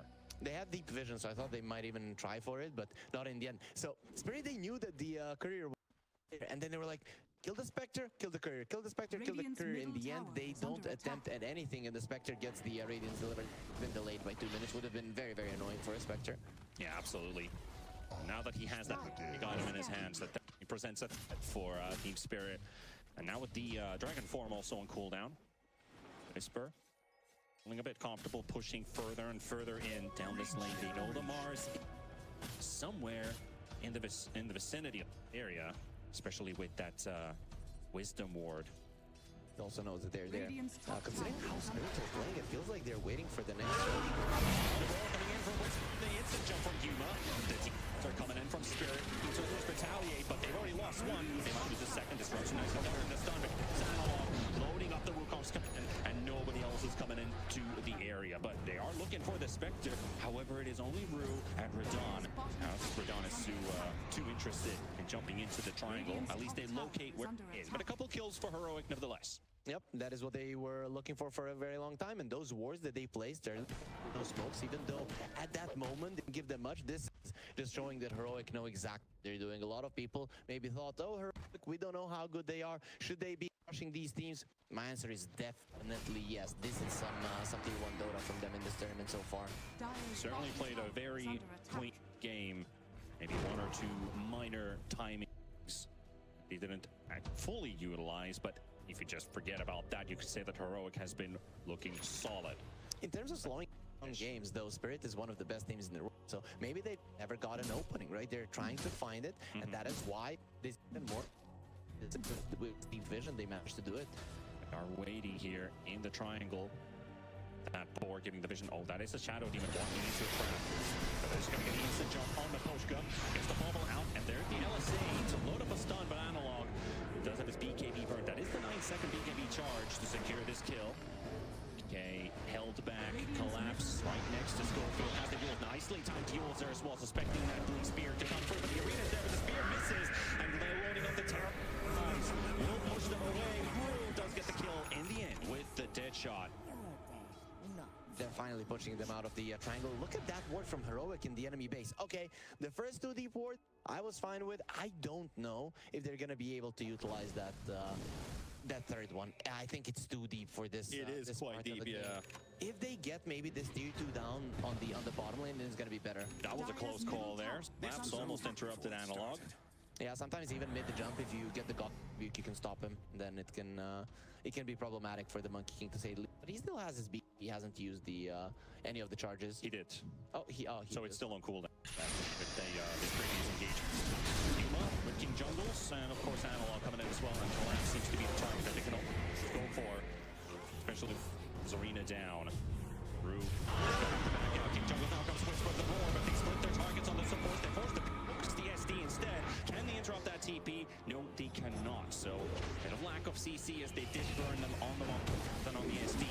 But that opens up a Tormentor and also the 21-minute Wisdom Rune. So now it's Heroic's turn to favor, or time to take the Wisdom Runes away from their opponents. This has been the most impactful ward, I'd say, of the tournament so far, man. They put it there. It gave them so many kills. It bullet collapsed so many times. It allowed a couple of dives there, and now they your 21-minute Wisdom and your Tormentor. That is a huge, just before the next row spawns. So now, Heroic, they have an advantage. Spirits are scared, but they're gonna have to get out on the map. They have to prevent the next row. You cannot allow Heroic to get away with everything. And maybe cutting a bit close if you think about yesterday when they were almost getting megaed in their base when they won their first team fight, and there were able to actually secure the game into a W. So they don't want it in that situation. And they are in a smoke. See what they can do here. There's East, there is a Spectre, and he's also under vision. Half HP, should be a pretty easy kill for Spirit if they can get onto him in time, and they will. The Spear comes out from Collapse first into LSA Laguna. And that's your fun stomp, Dina, right there. Yep, that is what you want. Laurel has done a great job in this game, not dying, right? And I think that reason why Spirit are in the game still. If they had killed the couple times, it would have been real. With a solo play on Collapse. A level 13 Lich. He can't play the game. He's thinking about a Lincoln Sphere. Is he higher level than the Mars, actually? Is the Mars level 12? 13. Okay, so it's a 13 support and a 13 offlaner. Now the other side of the map. You do have Analog getting called by the first stun, and now they can focus themselves on the SD. Who calls his place down, so no matter what the this also the roar onto Radon, never goes down. Whisper able to finish him off. Laurel will find an answer on King Jungles that's taking Lich falling, but TSpirit will lose a whole lot more. 4 for 1. It's complete this. Not only because you've lost 4 heroes, but Roche right next to where this happens. So now they're gonna get the Aegis, they're gonna get the banner. Who they give the Aegis to? The Beast Smasher still seems like the best one to hold. And if somebody's gonna pull these tier 2s, it's gonna be him. Heroic doubling their lead from 4 to 8. Now this Roshan dropping, and that is second one. So it also a on top of the Aegis for Heroic. Consider those future pushes. There's still all the 2 towers up here, sure. But now they're getting into a phase where these heroes are starting to become pretty damn strong in terms of push. You can see that they didn't hurry with those tier 2 towers. They know when their timing is and how they need to constantly push it and how much they need to constantly push it. I like kind of an approach versus TSpirit. A lot of the teams always try to end the game early, but the thing is that they're so good at slowing it down. But if you constantly take a little bit, at one point, you are gonna be getting a state where you're much stronger, and this is that state. Heroic can go from tower to tower. It's going to be very rough for them to stop that. They need their BKBs. The main one on the Dragonite, still 1500 away. It does feel like Radon is still killable with one single primal roar, as we've seen the damage out of Heroic take the K down very low, very short time. So maybe one item could change the. It did for them yesterday when they finished off the Silver Edge on the Tiny against the Spectre, and now it's a whole different deal. Yeah, he needs so many items in the Dragonite, so it is a 15 minutes that Spirit needs in this game, and they need to make sure that the gold lead doesn't get increased too much. I mean, the heroes of Heroic don't farm that fast. Definitely not as fast as the Dragonite, but still, he's still behind the Beastmaster by 2k. Post cut, close to getting caught, but able to teleport home safely without Heroic catching him. Still another 3.5 minutes on that Aegis, and they're drawing lines towards that bottom lane. They're so good at delaying. They bought 2 minutes. The lanes were actually in a pretty decent spot for her once the road fell because they want to fight and they could shove them out. But Spirit, how they're shoving them out and not losing heroes. Sometimes you just give a support. They're not giving anybody.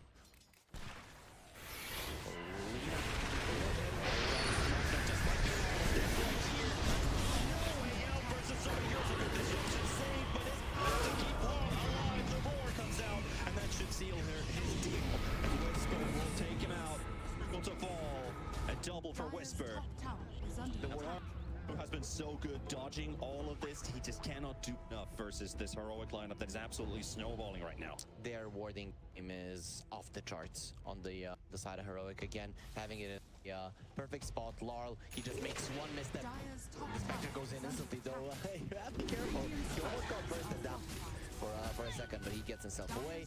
They prevent the Spectre from dying. The Lina goes down. The thing is, you did lose a couple of resources, so Spirit might be able to mount up a defense, but by the looks of it, they are not really moving this well. So that's going to be the first tier 2 tower to fall. That also means that the next glyph is meant for the high ground defense for TSpirit. We'll see how fast the side of Heroic can get a push going. You might be okay using a glyph on, let's say, a tier 2, because the Aegis is going to be expiring, so Heroic probably not going to be looking to just brute force the high that much. You have the Beastmaster who's good at it, but Spectre and the Monkey King not necessarily. Yeah. I really like the way that Heroic's been using these Aegises both on just the Beastmaster, because I see some games where it's either another hero who happens to be a great Aegis carrier, sure, but if it's this good of a game, you definitely want to take advantage of the King. Jungle's a win of 1 versus 1, and then Yuma spoils the party, takes him down, and that's a support for a core.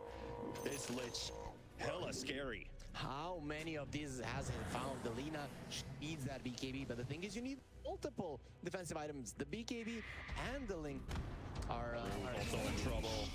It's going to be another support to already a level 20 Beastmaster. He now has the aura. I'm looking for another one. Collapse. He needs to get the hell out of here. He's got an EKB and the protection of that ward. They read his movements a bit differently. The Heroic's been... How many times have we seen them use the outer side of the map to enter this Tormentor camp area? And there's the dire scan. Suspect. Are they there again? Yes, sir. Yep. They're exactly there. At the perfect time. Goodbye with so many times during the course of this game. It's awesome. It's awesome how well they're playing. But overall, what is awesome is gonna be the crowd that is gonna be here from the 31st to the 2nd. So guys, exclamation mark in the chat. Come say hi when you're at the arena. It is gonna be tournament. I mean, this group stage is definitely announcing it. The Swiss stage is definitely truly shown to be. So FISSURE wants you to be here. Plenty of days here in the Swiss stage. We're closing up on the halfway mark. We still have tomorrow, day after, before we have our 8 teams to play for the double elimination playoff bracket. And only a few of those will get to play on the venue. And this is a match for whoever is going to be going into the playoffs. Whom are already there. Well, Eastern Europe, they want to have 2 representatives, but Heroic, they've got something to say about it with the gameplay that they've been showing us. TSpirit, however, can they make this smoke work out? We do have the cores in a pretty good position here, at least looking at the DK itemization with the SNYs and everything. He does have his potential to back after those stuns have ended. But he does not have that crit, which he's got the little crit. He's got a little crit, but no level 20. So Daedalus level 20 is when he really does pack a punch. But Silver Edge is when the Spectre has to become really scary. I do think Spirit to a point where bursting a Beastmaster is a possibility. So without Aegis pushing down these towers, you can see that Heroic are scared at doing it. And they're also very patient. Like, their gameplay has been quite a lot on wait for your opponent to make a mistake and then approach an objective. Otherwise, we just scout and we wait for our opponents to step into a position. where you can catch them. And TSpirit, like you said, they've been delaying it really, really well. Despite being this far behind in terms of net worth, they haven't lost their high ground. They still have 2 tier 2s up. And Yuma wants to put the advantage with a shadow step through the high ground. He's trying for Spirits to make rotations, and he has managed to do it. So when you do this, now you know where Spirits are at. If they're gonna be out of their base, you know the exact movement. So you either try to catch them or play the other side of the map and apply pressure there. So it gives you a lot. But look at King Jungles, man. He has been at that spot, at that ward for a very long time. He cannot kill the DK, he cannot kill Collapse, but the Lina still doesn't have the BKs. You know, he's waiting for that. The mighty jungle. For him. He's a great job. I mean, so many solo plays, and he didn't even need it, but the Spectre, of course, came to help. And the gem has been bought on Heroic, given to Spectre. In terms of taking away the enemy defensive vision, this is not something that's gonna help. But in terms of protecting himself from potential Shadow Blades, it works. That is something that you expect on Alina at some stage of a game, that you have this Shadow Blade, Silent Killer showing up and taking you down. So surely, yeah. Not in this one, man. Not in this one. He needs so many items. He's even thinking about the E-Blade later on. And that's something I like. I mean, if it is like only their supports do magical damage.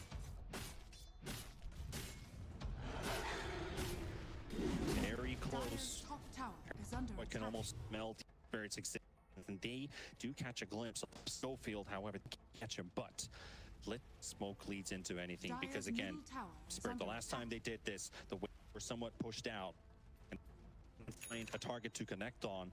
Willow is still on the high ground position. Larl is just on the edge of popping that smoke on himself. Schofield would have given instant info.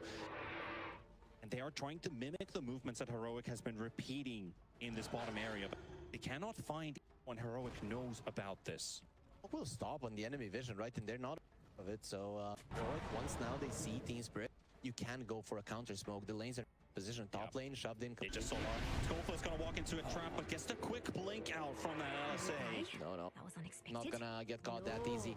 Collapse has queued up a Lotus Orb, so the time is coming for them to start building those Lincoln Spheres. Once the Lina has her BKB, it is gonna be Lina on the menu, and of course that Lotus Orb on Collapse, much needed now, especially versus a double roar. We've got the refresher on the Beastmaster, and it's smoke. You want to kill into Roche once again. All the sorts of protection needed for TSpirit. You have hopes of winning these fights. They got the jump. Room first. Pierce the Veil comes out protected for the time being, but still dropping down to his death. And Poshka spotted as Analog does have that stun. Smacks it right on top of the Poshka. Pushes out the purge. There's the using as well to get it back to movement speed. Or movement speed at least, but Yuma Analog.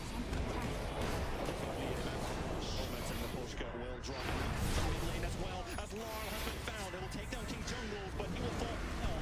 And onto the Spectre as well. Hands will hammer down Yuma's Spectre, and the gem will be taken away. Schofield still looking for a bit of vengeance here onto the Mars, trying to make a play himself, forces his BKB, pushes the Mars away. And it's just that this Beastmaster is so strong that despite, you know, a couple of mistakes, he's just standing in the Roach Pit and killing it all by himself. The thing is, he's again gonna be the carrier, I think. He's a bit afraid there for a second now. He's I mean, afraid maybe mainly because the Spirit's got a 60-second respawn, but I guess it's gonna be Whisper Aegis. Again, he has to pick up all the stuff. Oh, will Analog take it this time? Yep, Analog will be the one to the Aegis for the first time this game. Cheese pick for Whisper.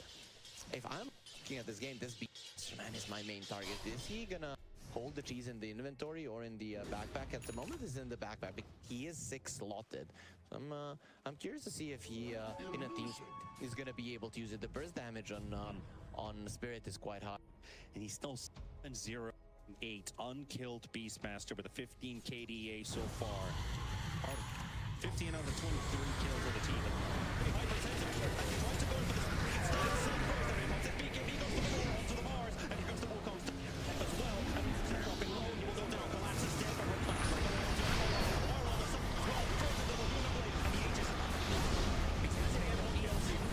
Also a bit of trouble here because they're down to managed to do it. Can they pull it all the way to the end? Whisper versus Raton. Raton finding to his bitter end. As to fall. Spectre left as the last survivor, and TSpirit, Son of Life. Dude, I don't know if that's a fair end. That is the sweetest end I'd ever want. He just demolished them with the Dragonite. And the only reason that that fight wasn't a disaster for Heroic is because the Beast got out Glimmer at the last moment. He had the cheese. He used it there, put it from his backpack, waited those 6 seconds, and came back in the fight. And how did it happen? Because Radahn is a genius. Look at the stun and the way that he reacted. Beautiful. That is a split-second reaction on seeing Whisper coming in. He has a turn rate to play against, and he's able to get that stun before the roar connects. That was, and also really good positioning from Radahn, just standing outside of the Wukong's command. That was beautiful. And they had the second Wukong's command and the second BKB, but it doesn't matter. He's way too weak. He's not as farmed as a Dragonite or a Beastmaster. And with the Spectre just basically bailing from the fight, like, I cannot see a victory here. Leaves Whisper in a 1 versus 3. Yeah, Radahn there messed up the armlet toggle. He could have actually lived on the Dragonite, so he had the opportunity. Can't get everything right. It is Yatoro. I'm telling you, this guy can get everything right. True, point taken. Yep. Also, the Mars here there didn't have the spear off cooldown, so that's the reason that they also didn't burst out the Beastmaster. Unfortunately, he used it on a wave earlier and needed a couple seconds to have it. Go for another shard for both teams. Tournaments are picked up by Whisper and Laps getting the shards. So we got the double spear, which is pretty good to have in a game like this, especially if you manage to catch a Spectre on top of the Monkey King.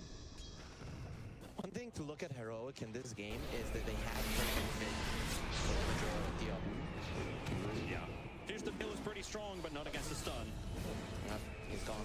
So now when you have the gem on Spirit, and it was bought by your opponent, dropped by the Spectre in the earlier engagement there in the mid lane, you are not going to be afraid of that perfect fit any longer. I mean, they've got almost no vision on the side of Heroic. They are controlling these areas around the twin gates quite nicely. Pointed out a couple of times. Definitely great use of the twin gates in this game. Let's see what they can do with this move towards top with their smokes up. They want to get the lane pushed in, potentially force Spirit all the way back home to defend the creep wave. And that would allow it for another Spectre play. We've seen it a couple times. It wants to just force their reaction, get them back home. And Larlin, dangerous position. Invis, the smoke pops. Schofield right next to him. The creep right there as well. He's on the chase for Larl. Larl, look at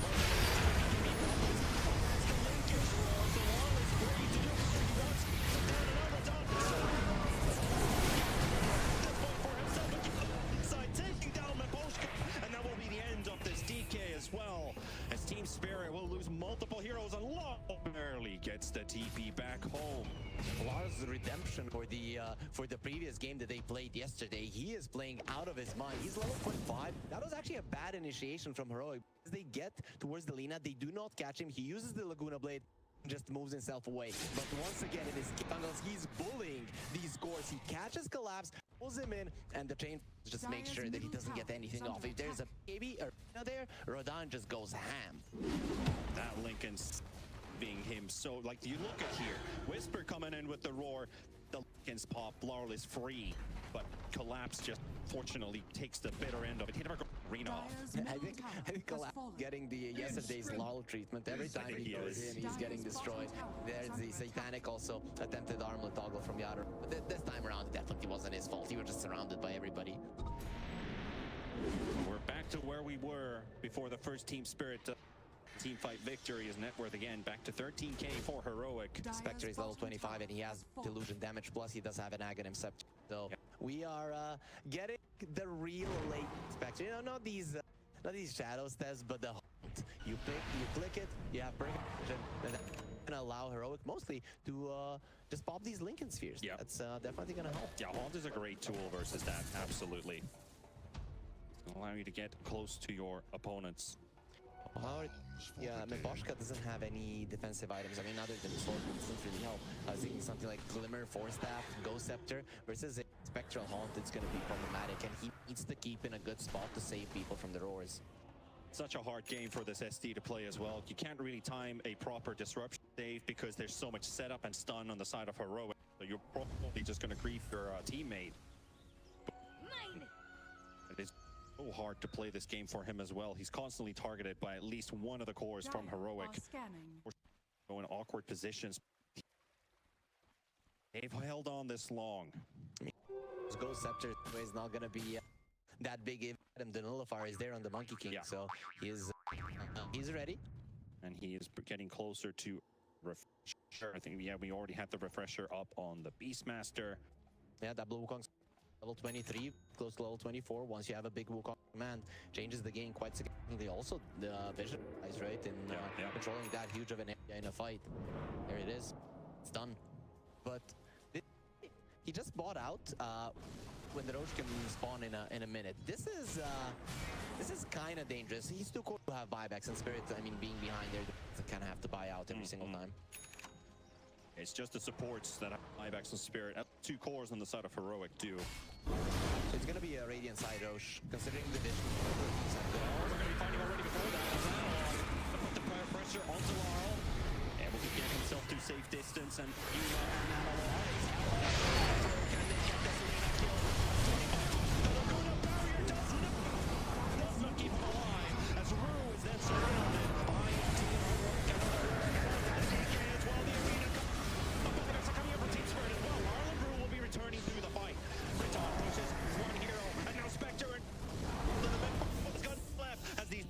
will pay off.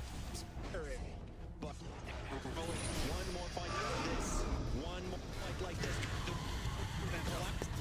not out of trouble to Burr as well. But this warning sign now. These are some pretty big buybacks. It's really the one on Laurel. Yeah, for sure. But this is why you save your buyback. Monkey King dying without it, he's gonna get lucky. It is a minute anti-roach, so he's gonna be when this happens. This dragon is becoming a problem. This fight was actually good for Heroic at the start because they found the Lina, they forced out the BKB early, and they took her. Where they did make a mistake is that they allowed that double LSA connect on both the Monkey King and the Spectre, slow them down enough for a down to get. And also, I really love this static scap. Every time he gets, you think, oh, getting him down. No, he gets out of it super quick. Are fortified. See how much they still have left in the tank on the side of TSpirit. This next Roshan, its importance is going to be huge. 40 seconds on the clock.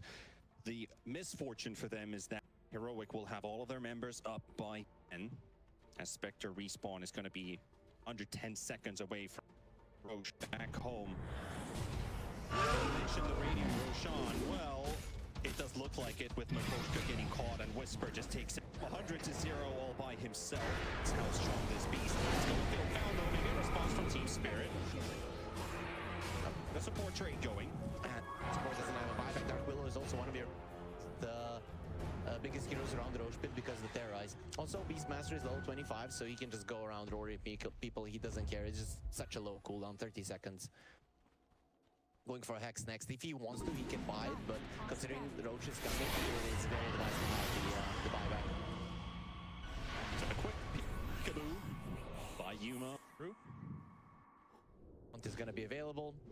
All the spells are going to be up for Heroic. They're going to have the double roar. They're going to have the double Wukong's command for the Roche fight. By the looks of it, doesn't feel like Spirit are going to be able to force something out, and they probably should. You don't want to be fighting versus double of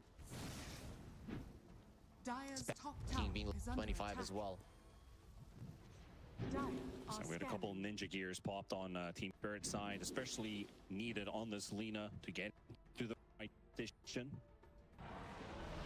Quick dire scan into the Roche pit, but nobody home. Heroic prepping themselves in the jungle side. So the Lotus pool will be taken and claimed by TSpirit, moving around and forth. At least in the most widest area that they can see. If they end up at point, it'd be a bit rough to find. And of course, you still have the Mars Arena, but with all these BKBs, they just walk out of it.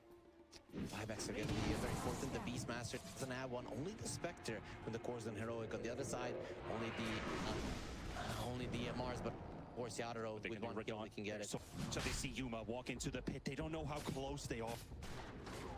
They are so close, and they that Roshan is going onto the other side. They get there first. Can they do something? That's fine.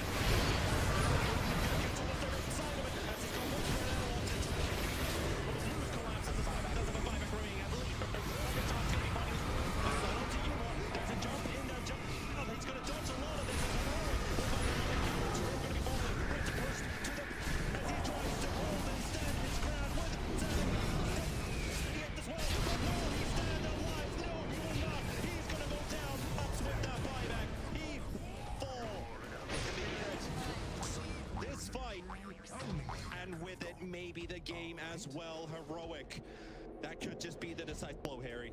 Yeah, you don't have any buybacks on the side of TSpirit, and Heroic are definitely going to push it with the buyback on the Spectre. I don't think necessarily even need to go for Roach, but this is the strength of the Beastmaster. Again, he walks in alone. Brett can deal with the waves. King for me is the MVP of this game. His Frost, his catches throughout the game, his movement, and also his warding has been on point. I mean, one of the main reasons why they made sure that that Dragon Knight goes down there is because of the Chain Frost. Yeah, he got a lich with a BKB that he's feeling in this game. Takes the target. He takes the full round on at the very end, and again an attempt for the TSpirit carry, but not enough. That demonic cleanse was also big, right? The only reason why it got close in that fight is because it instantly removed the terrorize. The Dragon Knight wouldn't have gotten any of the Setiap hits off. He does have a buyback now. He can't do it though. You need both the Lina and the Mars. It took us 46 minutes till a team was in each high ground, and now claiming this base as though Heroic making a statement here in game number 1 versus TSpirit, pushing them to the brink. They're just playing so well. They need Spectre illusions. They're definitely going to help. Illusion on illusions. As it's Mega Creep's territory at that stage. I think there's still a million racks in the top lane, but that's going to fall pretty quickly. Bottom is claimed. This is the last building. Yuma. They're going to fight versus Mega Creep's Spirit. You definitely make that call here. You waited so long. Wait for the Mars and for the Lina. You know what the scary part is? That nobody feels like Spirit has lost. That is because they always sometimes... I mean, they always find a way. I'm not sure. Sometimes? Yeah, always, sometimes. 96%? It was 94-6, right? Yesterday. Yes. Okay, so maybe 96 is enough to beat Spirit. Well, if you are a 4% TSpirit enjoyer in chat right now, you better give all you can to TSpirit if they still can turn this one around, just like they did today versus Yakult's brothers. In a hopeless situation, he found key forward, went the ultimate victory, taking 2-0 start in day number 1. But now this one be a bit too much of a challenge, and you don't count them out. They've already proven everybody wrong. This is a hopeless situation, but you know, some hopeless situation. Career kill, by the way. Yep, he won't be getting his butterfly. Not anytime soon. I mean, he's level 27, so that's pretty much the max duration of the career that. He was killed by one of the Beastmaster creeps. You can see just stalking the edge of the triangle, waiting for those couriers to fly by. Radiant are scared. Want to wait for creep to go and then jump. And they're going to walk straight in. He's down. He doesn't have a buyback. He's going to have to use it right away. Collapse, no BKB though. And now they're going to have to try and hold this now. Dukong will be set. The first one. Remember the another one's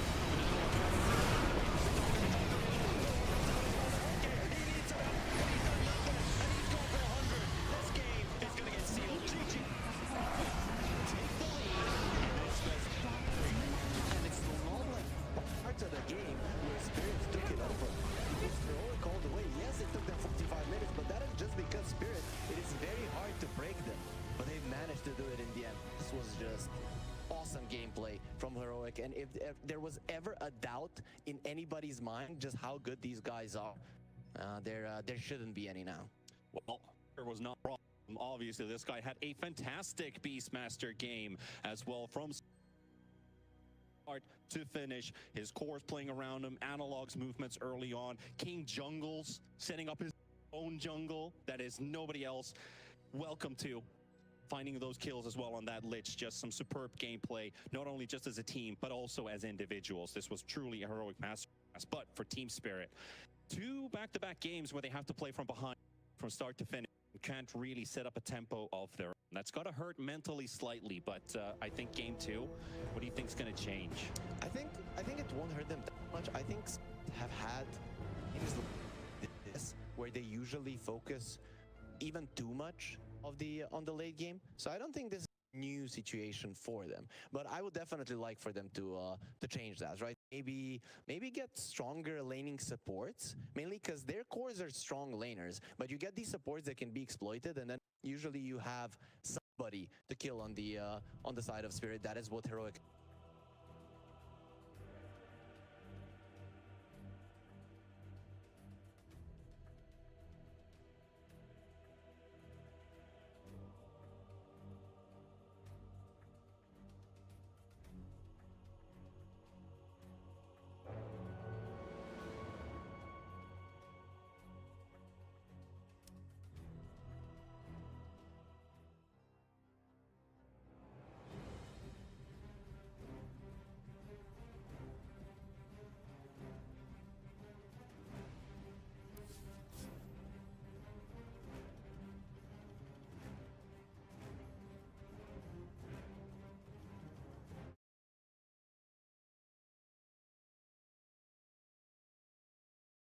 Radiant team back.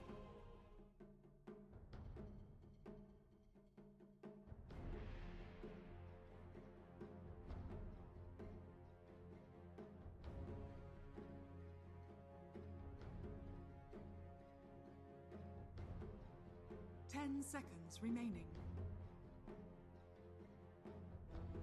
5 seconds remaining. Radiant team pick. Dire team pick. Dire team pick. Radiant team. Stare your death in the face.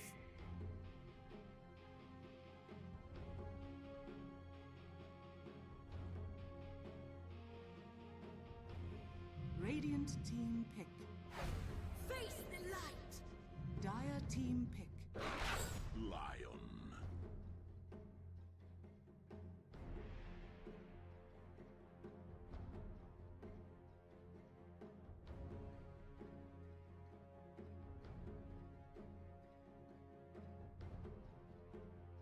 10 seconds remaining. 5 seconds remaining. Dire team ban. Beastmaster.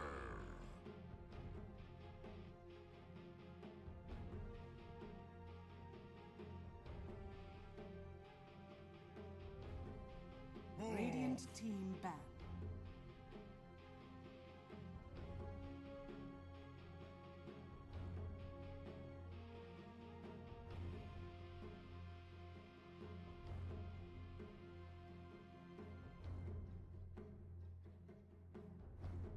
Ten seconds remaining.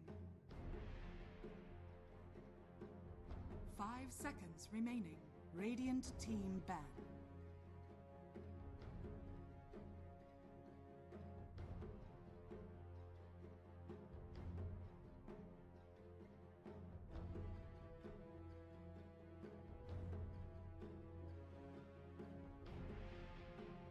Ten seconds remaining. 5 seconds remaining.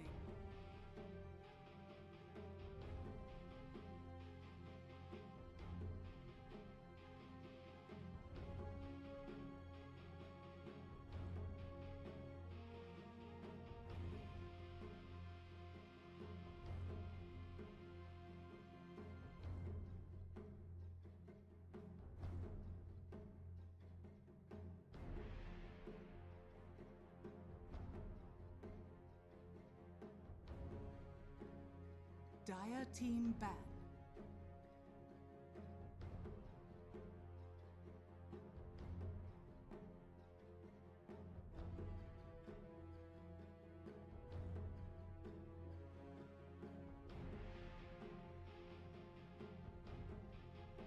Ten seconds remaining. 5 seconds remaining.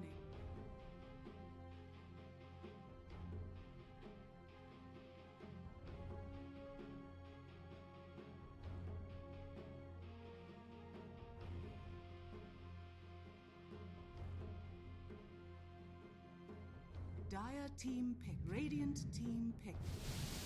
Morphling.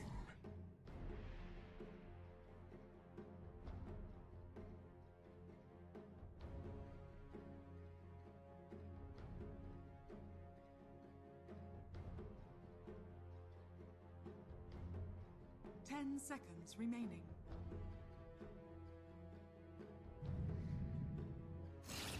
Bloodseeker. Choose your hero.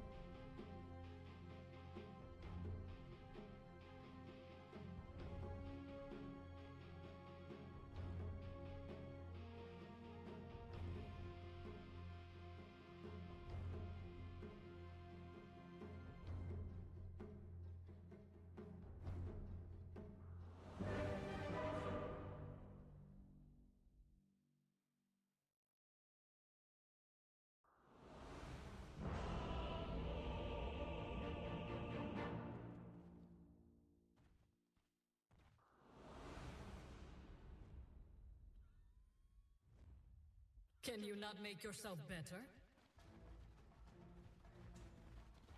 Don't Prepare be negative. for battle. Be positive.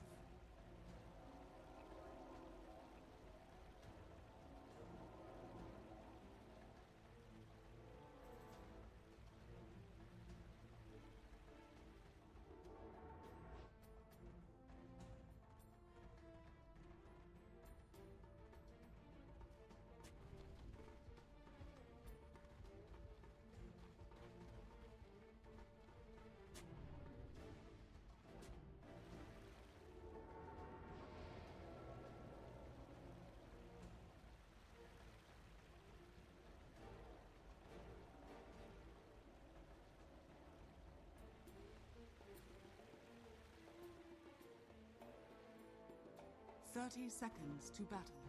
Boiling rage. You have my respect first time. Don't be negative. Be positive. Of all the ways to die. Rule this place, I do.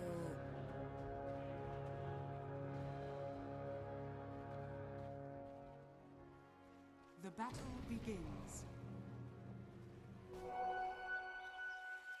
How did the story this good? What?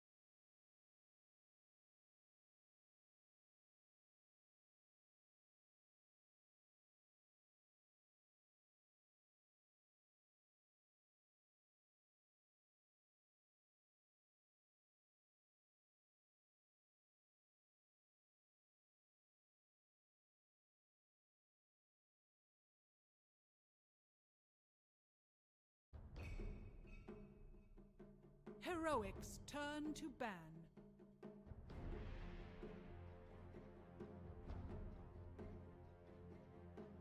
10 seconds remaining. 5 seconds remaining. Team Spirits turn to ban.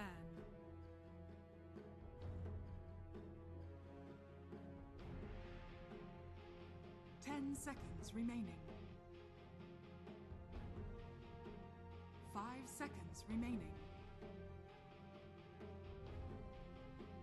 Team Spirits turn to ban.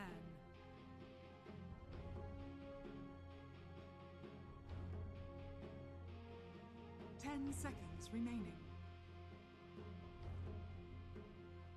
5 seconds remaining.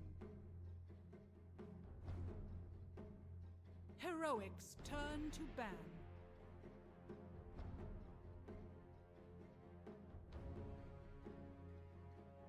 Ten seconds remaining. 5 seconds remaining.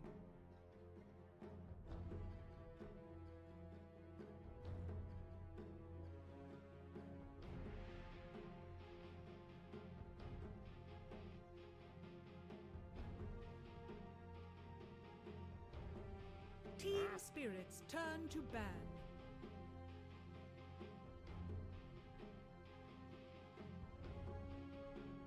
10 seconds remaining.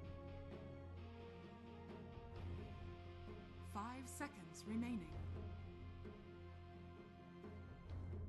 Team Spirits turn to ban.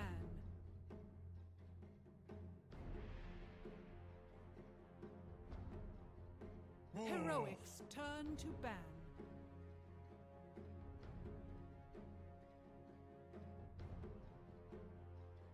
10 seconds remaining. 5 seconds remaining. Heroics turn to pick. Team Spirits turn to pick. Behold the horn of madness.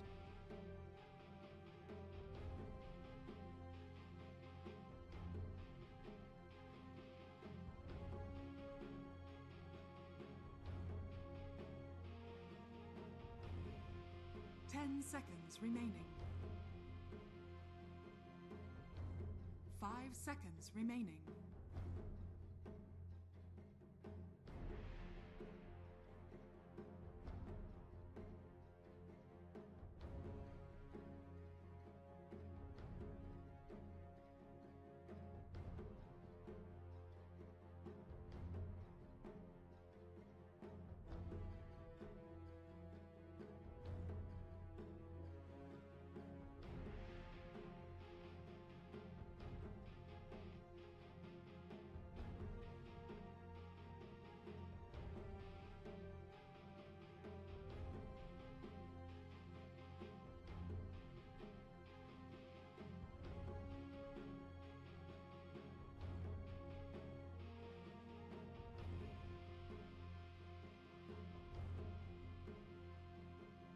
Heroics turn to ban.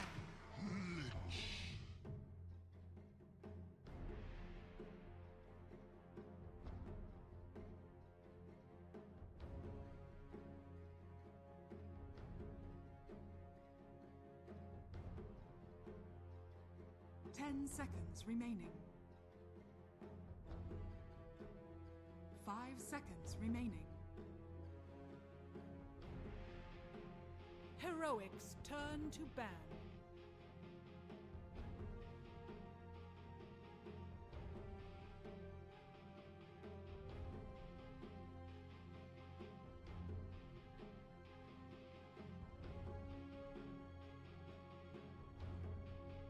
Ten seconds remaining. 5 seconds remaining.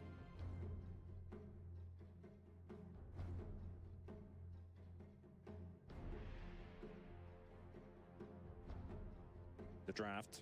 If that DK goes out, Bloodseeker, of course, still in the pool as well. Morphling will be removed by Heroic 2, so another mixed damage sword, big burst gone as well. I mean, you've got a Magnus on heroic, right? So obviously you look at empower combos, maybe even a range hero to work with this. Not quite a lot of range heroes instantly come to mind when you discuss like directly Magnus +1. Sometimes you think about Drow, could be also good if the game is right, but also Drow is like really specific against particular carries or particular heroes in the game. And most of those that you need anti-heal against are actually banned in the first phase, so. A lot of the times people in this next pick or first pick in the second phase is they picked up a support, they get a core.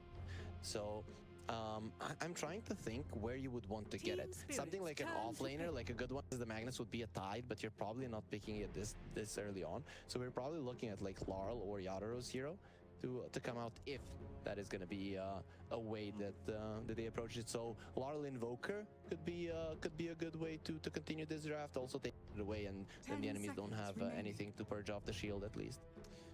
Yeah, and if you do decide to pick Miposhka's hero, you would need to see Heroic's hero before that if you wanted to think about an Elder Titan, for example. You see Morphling's already out, but there's a couple other Agi heroes that could be targeted. If they do not, that could open up Yuma's hero pool a little bit more, seeing what Miposhka decides to pick up first, unless that is, of course, the Lich, right? So for Rue or Miposhka to play this Lich, how do they set their lanes in order? So they're going to bring out the Lion. Okay, so they did go for a support, and that is another support that helps you deal with the Magnus. His stuns, hexes, actually quite good if the Magnus goes in, so now even if one guy's out of position, the other can do well, but you have these two squishy supports that can get bursted down, right? And now you need to find a way to punish those. Good thing for them is that there's no Tiny, and obviously that was one of the things that influenced their decision to go for it. It's a pretty chill, laid-back position right there. Well, about this plan, which facet do you like to play? Well, the more fun one obviously is the Fist of Death, right? People think, oh no, it's bad. I'm gonna use the ulti and then I'm gonna punch people in the